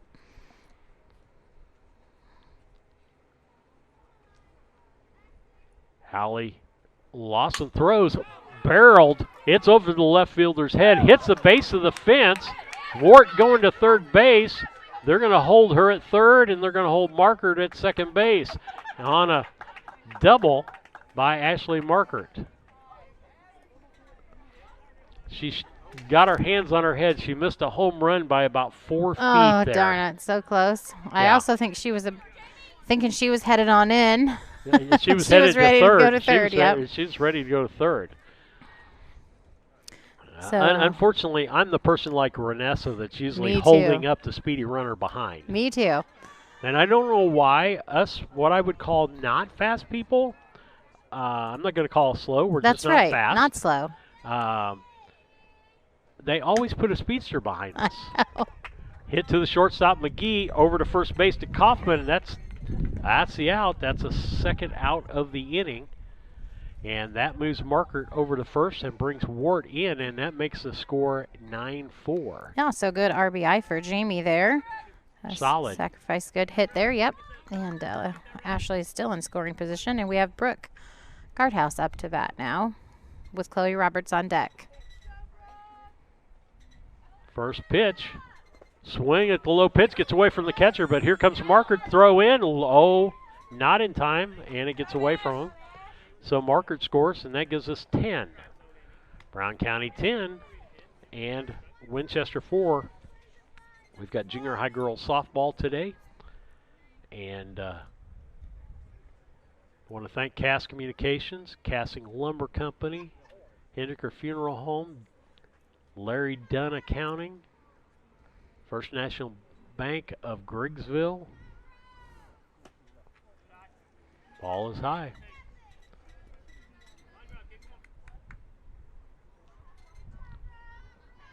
KLC Inc., Brown County State Bank. Swing and a miss. That makes it 1-2 on Guardhouse.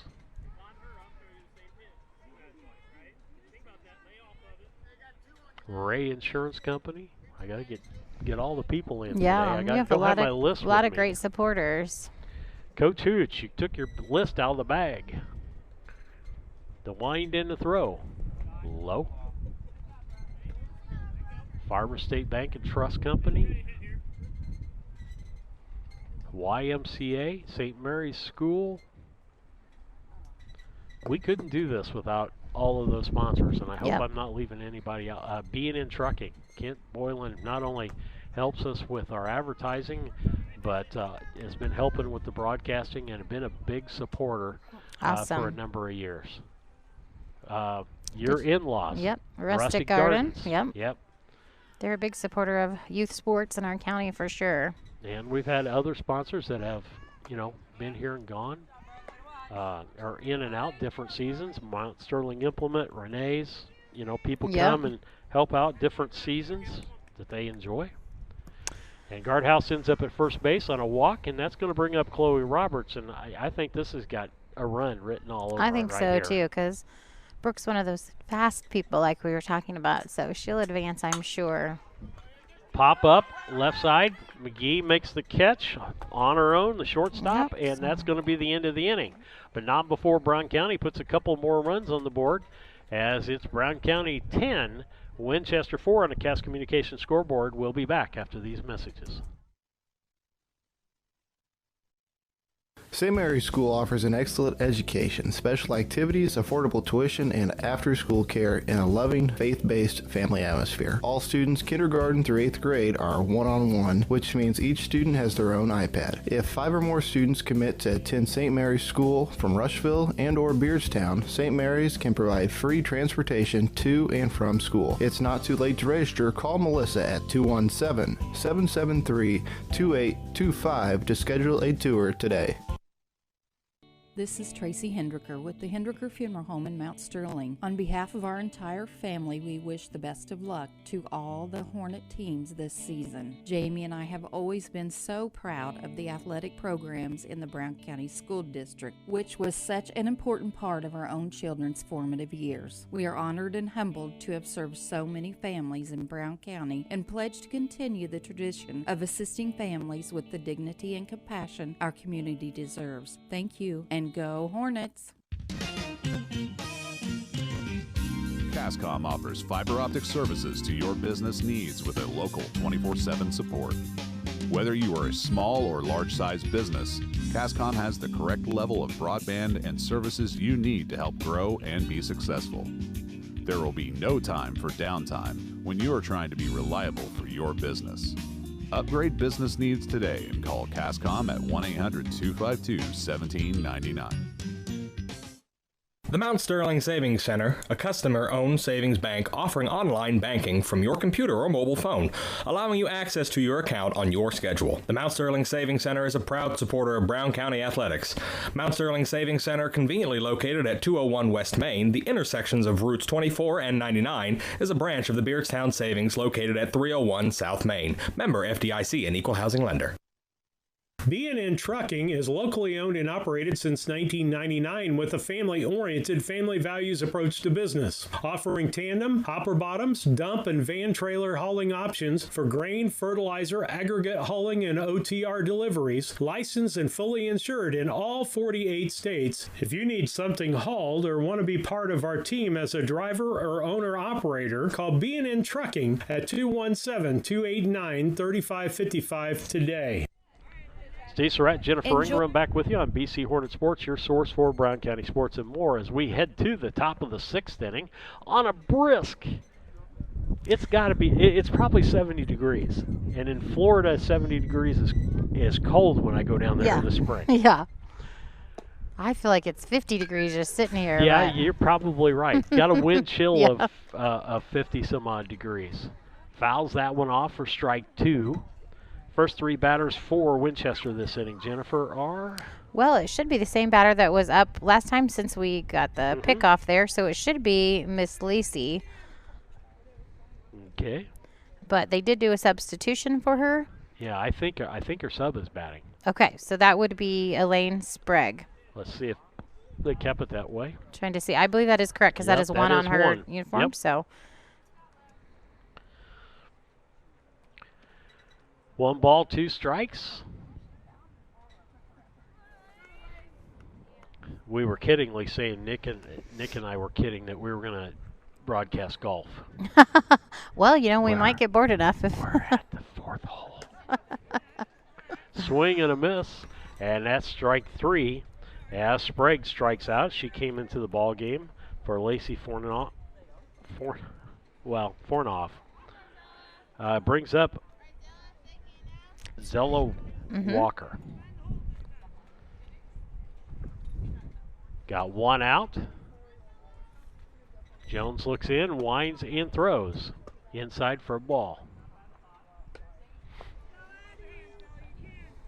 Yeah, it's definitely a brisk day, not what we'd planned on. No.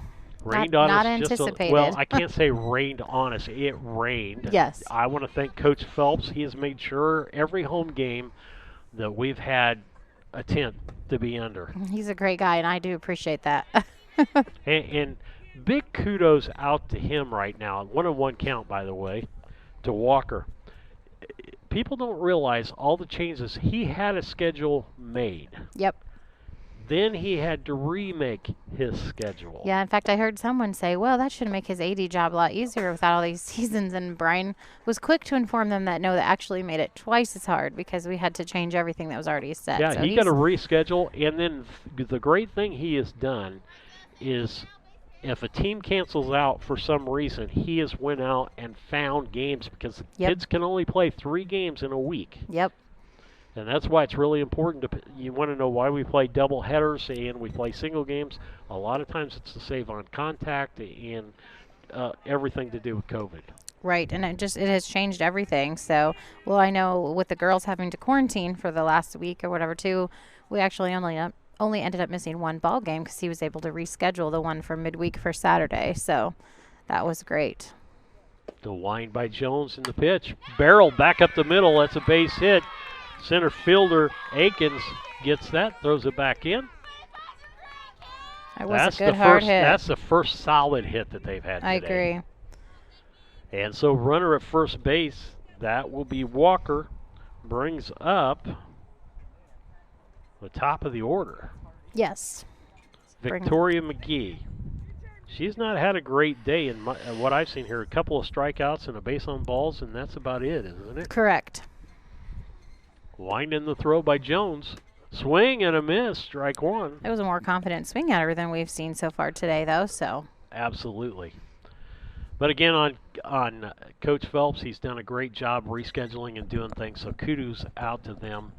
And the other thing with the Brown County fans, they have been really good about social distancing. Barreled the ball, center field gets past our center fielder Akins. She's going to go to second. Runner coming from third is Walker. And over to third is McGee. So another run on the board makes it 10-6 on the Cass Communication scoreboard as Brown County still has the lead, but Winchester puts one on the board on a solid, I'm going to call it triple, by McGee. And she was overdue this game. As a leadoff hitter, you got to think that she make contact more times than she has today. Yep. And so that's going to bring up Hallie Lawson, the pitcher. Right. And does change that communication scoreboard to 10-5. Left-hand side or right-hand side foul. They get the lead cut in half again. It seems like Winchester can get to the halfway of the runs, can't get over that hump. And we do have just the one out this inning so far. Runner at third. That's McGee. The batter is Lawson. Hallie. Ground ball foul. She's been left side, right side. Yeah. Coach would usually tell you put one in between of those two. That's right. A little more on it.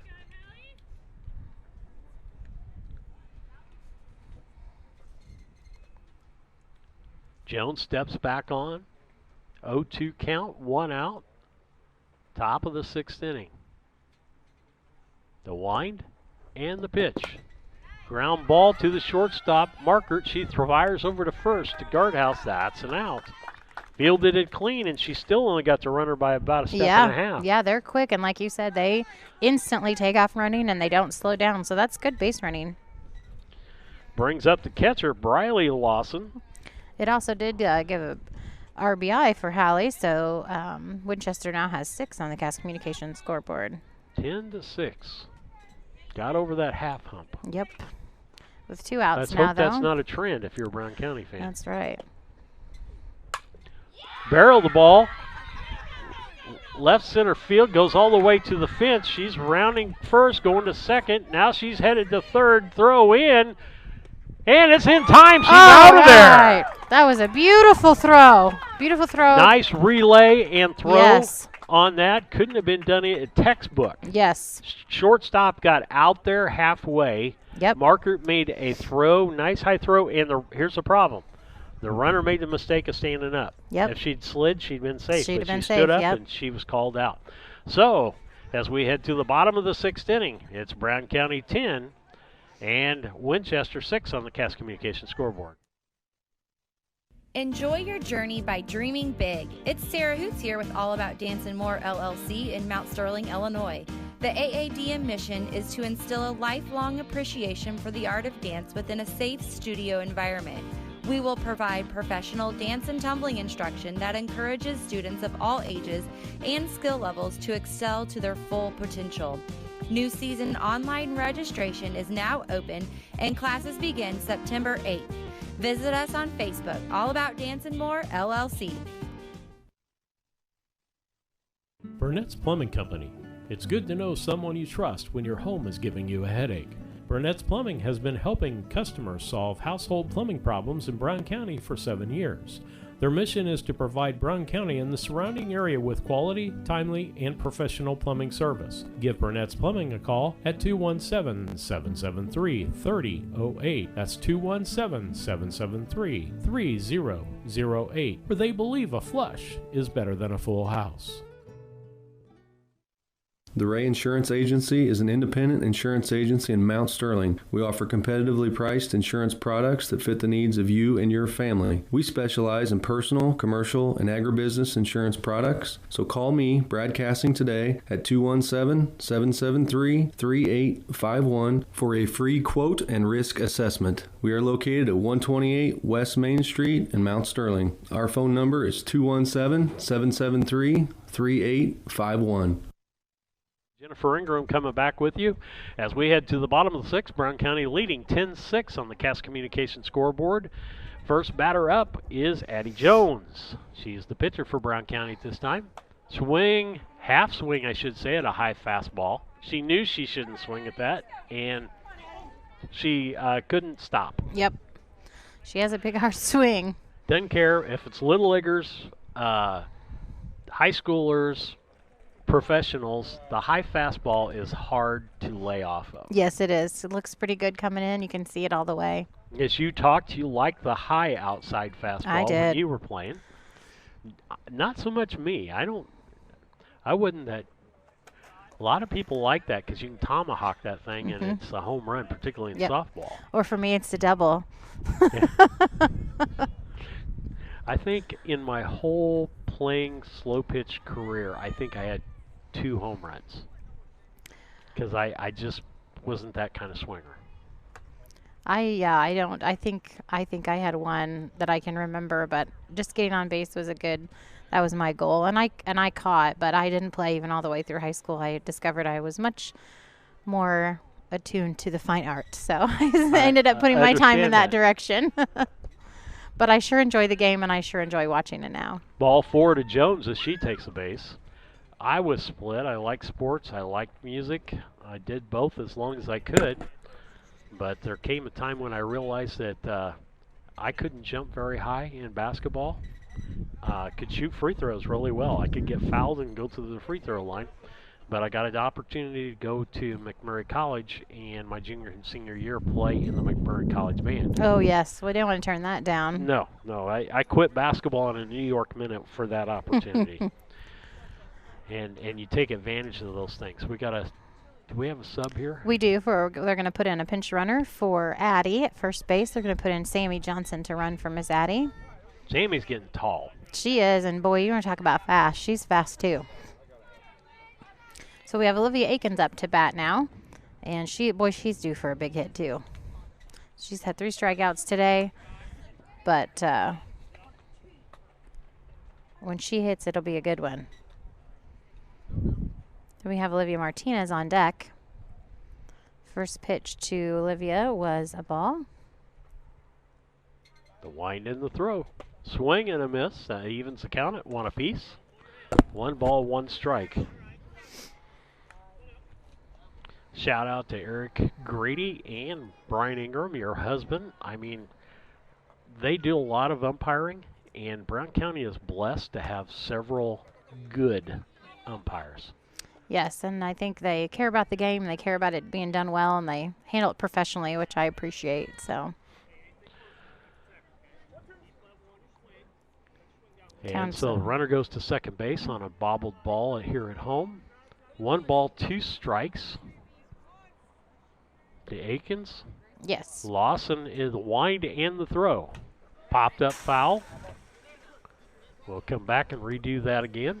Yep, keeping herself alive there. We can still see the whole field there, Jennifer? Yep, looking good. Okay. Want to thank our YouTube watchers. Again, let us know what we can do. We're not doing all the cameras like we would normally do for like high school. Well, we've really never done video for baseball except for Little League. And we usually do about 3 cameras, but it takes a long time to set that up. And we're doing so many games that it's really hard to get all that equipment set up. Well, I think our watchers appreciate even just the one view. I know my sister is watching right now, actually, in Pekin, so she can see Hope play. So I know she appreciates having that. And you're literally getting the behind home plate view. Yeah. You can see the pitcher, you can see the catcher. So great at bat for Olivia. She takes that last ball. That's going It's to a bring walk. up Olivia Martinez, the catcher. Yes. Runners at first and second, nobody out. Bottom of the 6th inning. Brown County could put 6 runs on the board. This game would be over with. Let's do that. It's cold. The wind and the pitch. Right back through the pitcher's mound, past second base. Sammy Johnson, they're going to bring her home. Throw into home is actually ends up at the pitcher. Makes the score on the Cass Communications scoreboard 11-6. Runners now at second and third. So we have great hit for Olivia. Akins and Martinez. Akins at third base, Martinez at second base, and brings up Hopi. Yeah. I mean Hope Ingram, or Hopi, or Hopi as her friends know her. First pitch strike, called strike. She doesn't like those inside corner ones either. She doesn't? No. Got to jump on those. Yep. You have to really be quick with the bat to hit that ball. She's getting more and more confident every game, so. Outside and high. Mama would have liked that pitch. She didn't. I would have. Nope. She listens to her dad. Imagine that.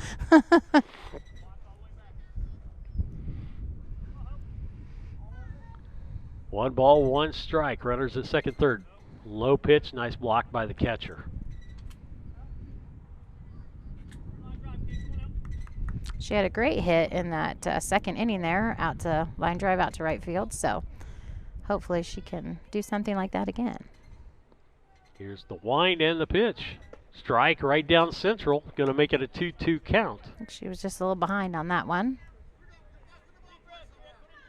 2 balls, 2 strikes. Runners at second, third. Nobody out. 11-6 on the Cass Communications scoreboard. Brown County leading Winchester. Next pitch. Boy, she barreled that one, but it's going to be foul.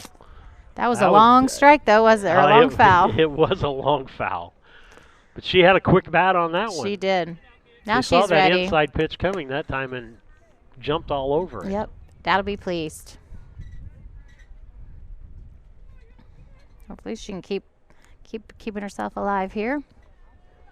Got to tell Brian it's okay to smile sometimes. It does. Foul tip. It's hard to rely on like the coaches, encouraging her as a mom back here. But I appreciate listening and hearing that at the same time. So she's enjoyed her time on this team for sure. The wind popped up. Pitcher can't get to it. She fields it, throws to first. And she was safe at first. She's going to take off to second because nobody is there. Runner scores and a throw at the plate, and Akins scores. Martinez gets stopped about 3 foot short of the plate. Darn it. Catcher had the ball and the plate blocked. And that's the first out of the inning. And nice, again, you never know what's going to happen. You try to explain to kids, put the bat on the ball. Yep. Things happen. Yep, and that's what Hope did. I'm proud of her for that at bat. She would have got an RBI anyhow. Yes, and then even her base running, I like that she's learning to be aggressive on that and just kept on going to second. So that brings up Renessa Wart. Outside for a ball. Who is makes the score 12-6. Yes, that is correct. And Renessa is a real aggressive batter too, and she's been on base twice today.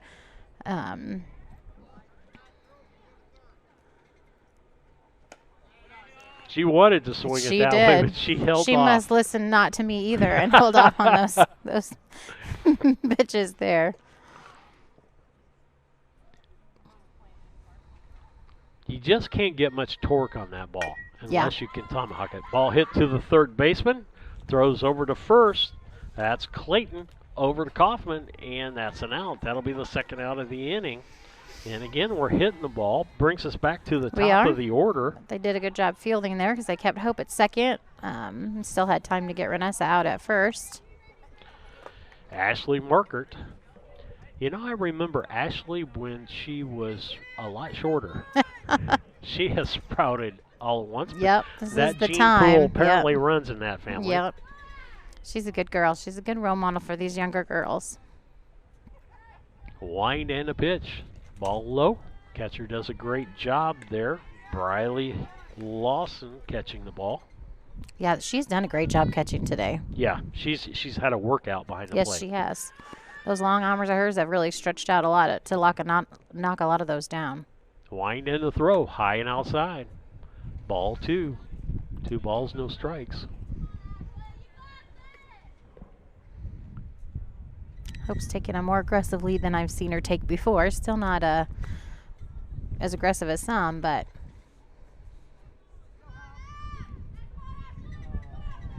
she's ready to run with Ashley here. Strike 1, 2-1.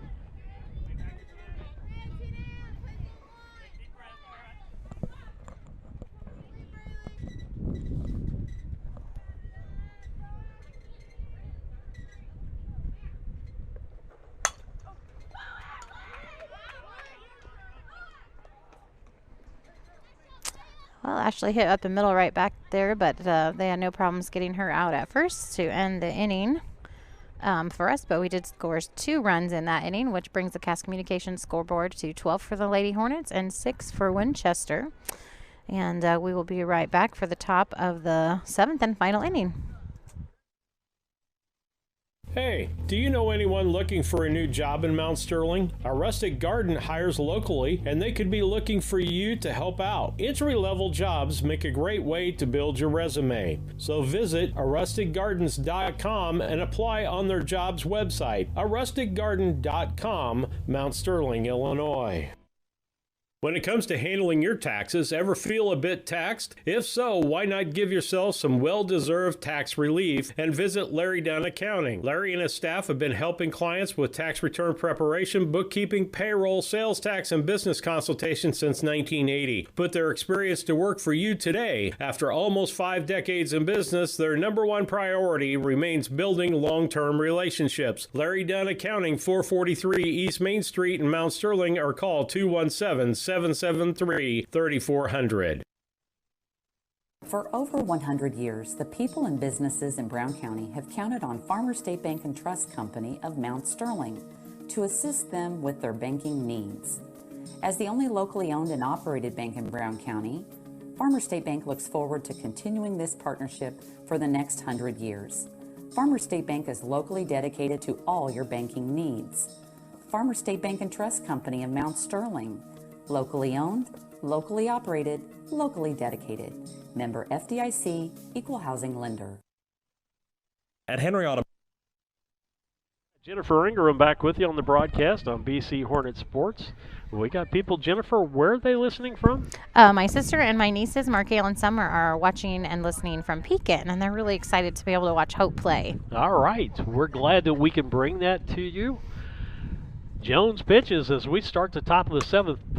Ground ball, and that ball's going to be foul. Who's the first 3 batters this inning for Winchester, Jennifer.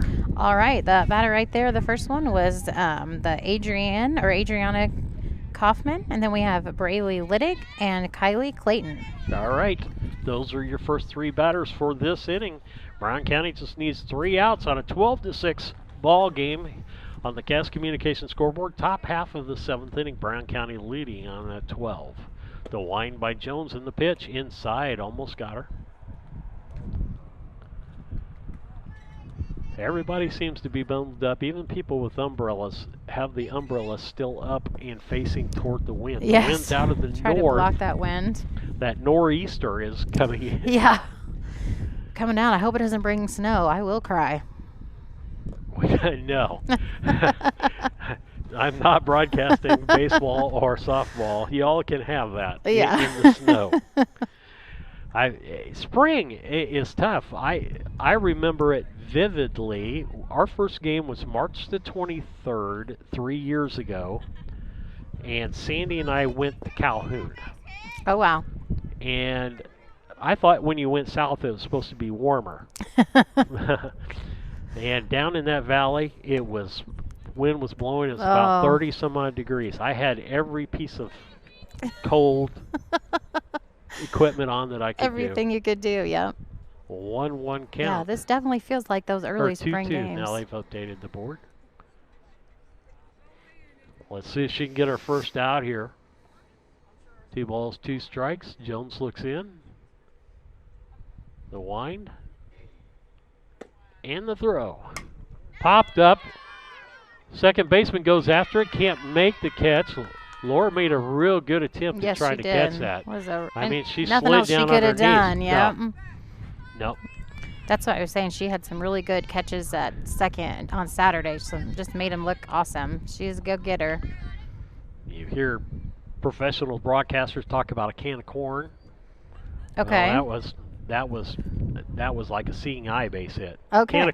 Can of corn is when you pop it up and the person catch it. Okay. And a seeing eye base hit, or a Texas ligger, I guess you would call that. Yeah, I'm definitely behind on all these slang terms. Well, I'm not up on it either. I'm going to have to catch on. Well, it's like Dieterle uses the word scrum for when the kids go down after a ball on the basketball floor. Oh, right. And several people go after the ball. That's called a scrum. Okay, that's good to know. Runner caught between first and second, goes down to second, and she is safe as the tag was too high and too late. But it was a good attempt. But she's a quick one. She's a quick runner. I can't underestimate her. Adrian. Okay. Braylee's still up with the full count. Wind in the throw, low. It's ball 4, going to put runners at first and second.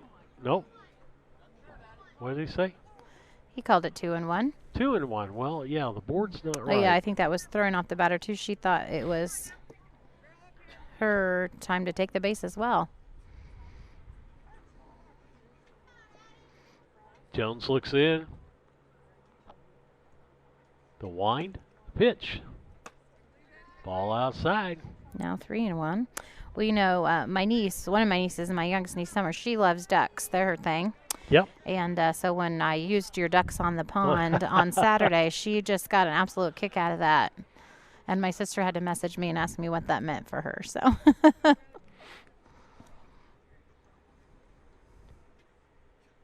Jones looks in. Got a 3-1 count. Pop, foul, going to make it a full count. Now we got a full count, Jennifer. Now we're at a full count. We were just seeing the future.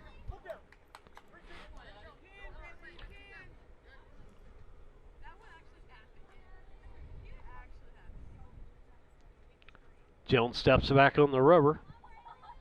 Olivia Martinez, the catcher for Brown County. And Briley Liddig up to bat, and ball 4. We're going to have runners at first and second, bringing up Kylie Clayton. Kylie Clayton last time got a pretty good hit, didn't she? She did, but they got her at third base. Yes. Mm-hmm. Yep, she got a double, which we'd count that as a double. And then she was thrown out on the relay to third. Coach Jones out to talk to his daughter. Try to get her settled. Tell her, hey, we just need 3 outs. Yeah, let's finish it up. And she can do it.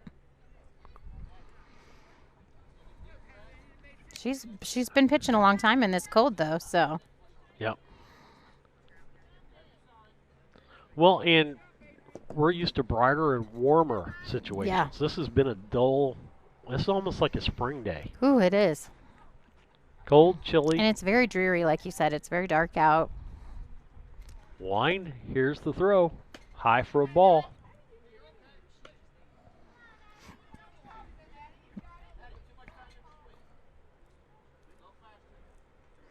Winchester trying to get on the board, down 12-6.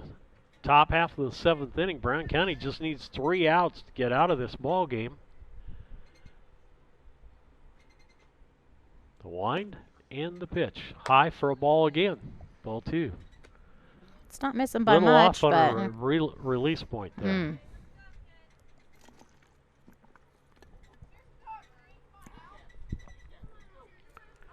2-0 the count. Runners at first and second. The wind. Right down central. Now this is where I say you step back on the rubber, you go back to it and again. do it right now. Yep. Do it right now. Don't take time. I've even heard a couple people encouraging her to take a little less time in between. Like you said, let the batter not settle in quite as long. Yeah, because even when the batter gets settled, she's taking a long time. She needs to be on the rubber, ready to pitch the ball. If she's going to clean the ball off, be on the rubber, do it. Yep. Unless you can't do that on the rubber. That last pitch was a ball, but not by much. It sure was one I would have swung at. Here's the wind and the pitch. Swing and a miss. That makes it full count. Yes. Yeah, it should be full count. Yep, that's the correct. Scoreboard was wrong. They already have 1 out up there. I hope that doesn't jinx us. No, maybe it's just a precursor, though. We'll take it. I'm predicting a strikeout right here. The wind, the pitch, and outside for a ball. Darn. Bases loaded. That brings up Maya Little, the second baseman. Left-handed hitter. And what's she done today, Jennifer? She has struck out once. She's gotten a base on balls, and she was the one actually that was tagged out at third by that big hit. Yeah. So she got a double. The Kylie was tagged out at third, but not on her own hit. Oh, okay. So yeah, she had a double, and then we made that good play. So she can hit, and she's fast too. 0-1. Now looking at the second pitch. Outside makes it 1-1.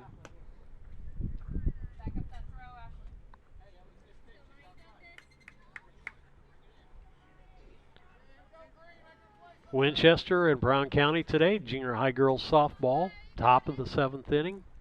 Brown County leading 12-6 on the Cass Communications scoreboard. The dribbler foul, going to make it a 1-2 count.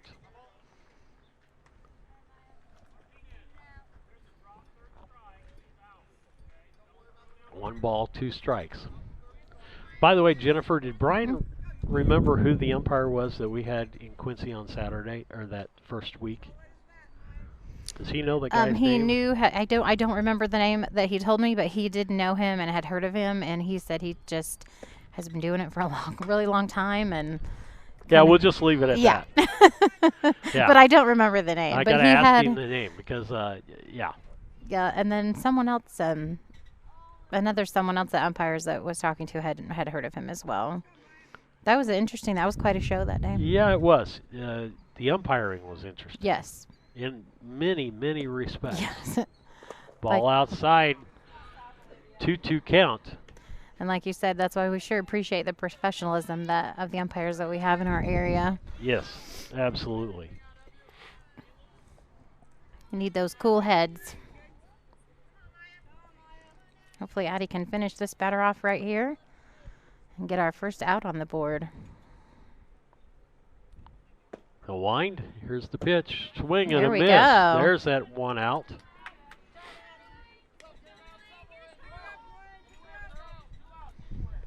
All right, next. Is there 2 outs? The scoreboard says so, but my book says we only have 1 out. 1 out, right? Come on, holler at Melissa. Melissa. 1 out? Yeah, 1 out. Yep, we just have 1 out. Now in they got the scoreboard changed. Yep. Checking with the official book to see what she had. Yep, and this is Elaine Sprague up to bat. Yeah, she came in a couple innings ago. And she struck out the last time she was at bat. The wind and the throw, strike. There's that inside pitch.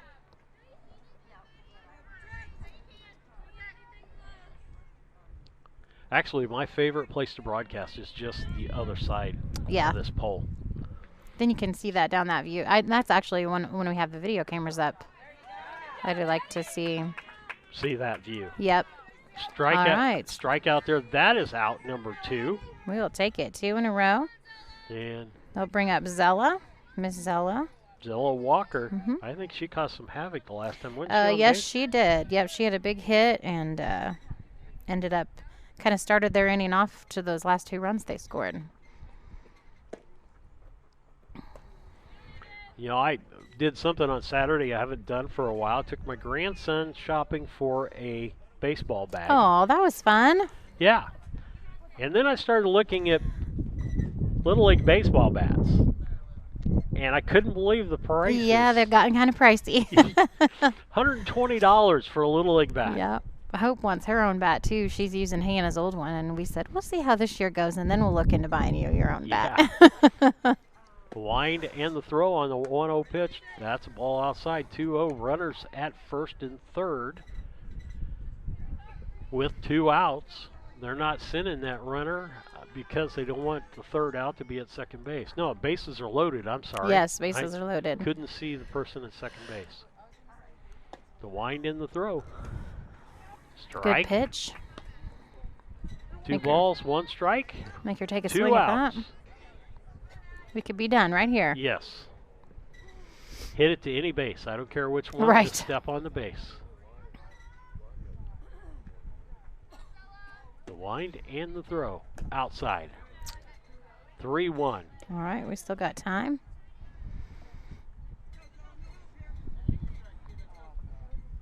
Just give her something close and make her swing. Boy, we've been on the air 2.5 hours. Yeah. Yeah, we didn't start that early. No, we didn't. This has been a long game. Wind in the pitch. Strike. Makes it a full count. 1 more, and then we can go home and have that warm supper you mentioned. Get these girls warmed up, too. They've got to be really. freezing. The wind and the pitch. Strike.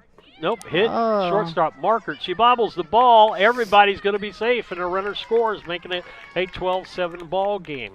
Still with 2 outs. 12-7. Brown County leading Winchester. Top of the 7th inning. Winchester has bases loaded. Yep, and it brings up the top of their order with Victoria McGee, who had a monster of a hit that got her a triple in the last inning.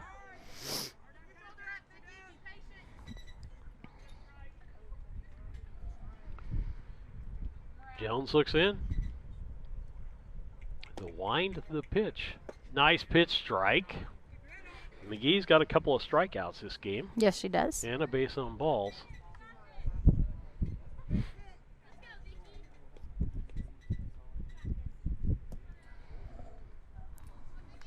The wind and the pitch. Foul tip, strike 2. Too bad that wasn't the third strike. Yeah. She caught it. Then we could be done. 1 more strike, that's all we need.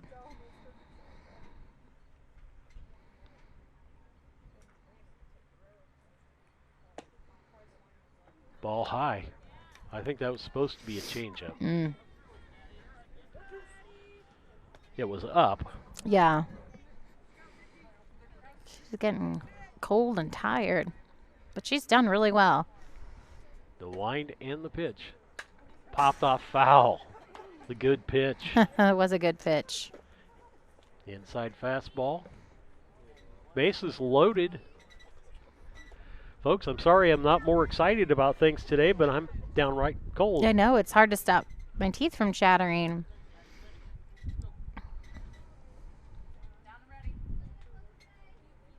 The wind and the pitch.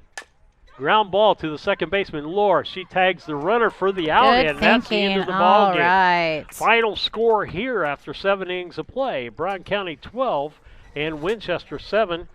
Jennifer, we're going to make a quick Casting Lumber post-game show. Casting Lumber and KLC Inc. are our sponsors of the post-game and the players of the ball game. Brown County ends up winning 12-7. Our girls played well today. They did. Pitching, we struggled. Yep. We did well with the bats. We struggled pitching. We didn't let our fielders field. Right. So that's kind of my wrap-up of the ball game. I would agree. We pulled it out with our great batting, but it was harder today. And so players of the game, I mean, who's your opinion of players of the ball game here? I know who I think I'm going with Winchester. Yeah, I think I could know with Winchester too. Brown County, it's a little harder because our hitting was spread out over several people had hits, a couple of hits each game, you know. I think I'm going to go back to who started really a lot of it out, and she made a couple of plays at third base. I'm going to call Chloe Roberts. I agree with that. She made some great plays there. And I have to, sitting behind the plate here, I've got to give it to Briley Lawson. Yeah. I mean, she caught a really good ball game, considering the pitches were everywhere. They were, and she was up and down, and she knocked down, a good 90% of those and did a great job. And so that's our players of the ball game, brought to you by Casting Lumber Company. I'm sorry you don't have the read, but I don't have my paper here. But Casting Lumber Company, been in business for a lot of years here in Brown County. Tell you what, one of the only lumber yards that when cold weather hits, they put their cell numbers out there so that people can get stuff to fix frozen pipes and all that stuff. Yeah, you just really can't beat their family-oriented and hometown service that they offer. Absolutely. To take care of people. Stop up at KLC Inc., get a new Hornet T-shirt, hat, or whatever you need, or sweatshirt. That might be next on my list. All right. For Jennifer Ingram, Steve Surratt, this has been a BC Hornet broadcast. Thanks for listening.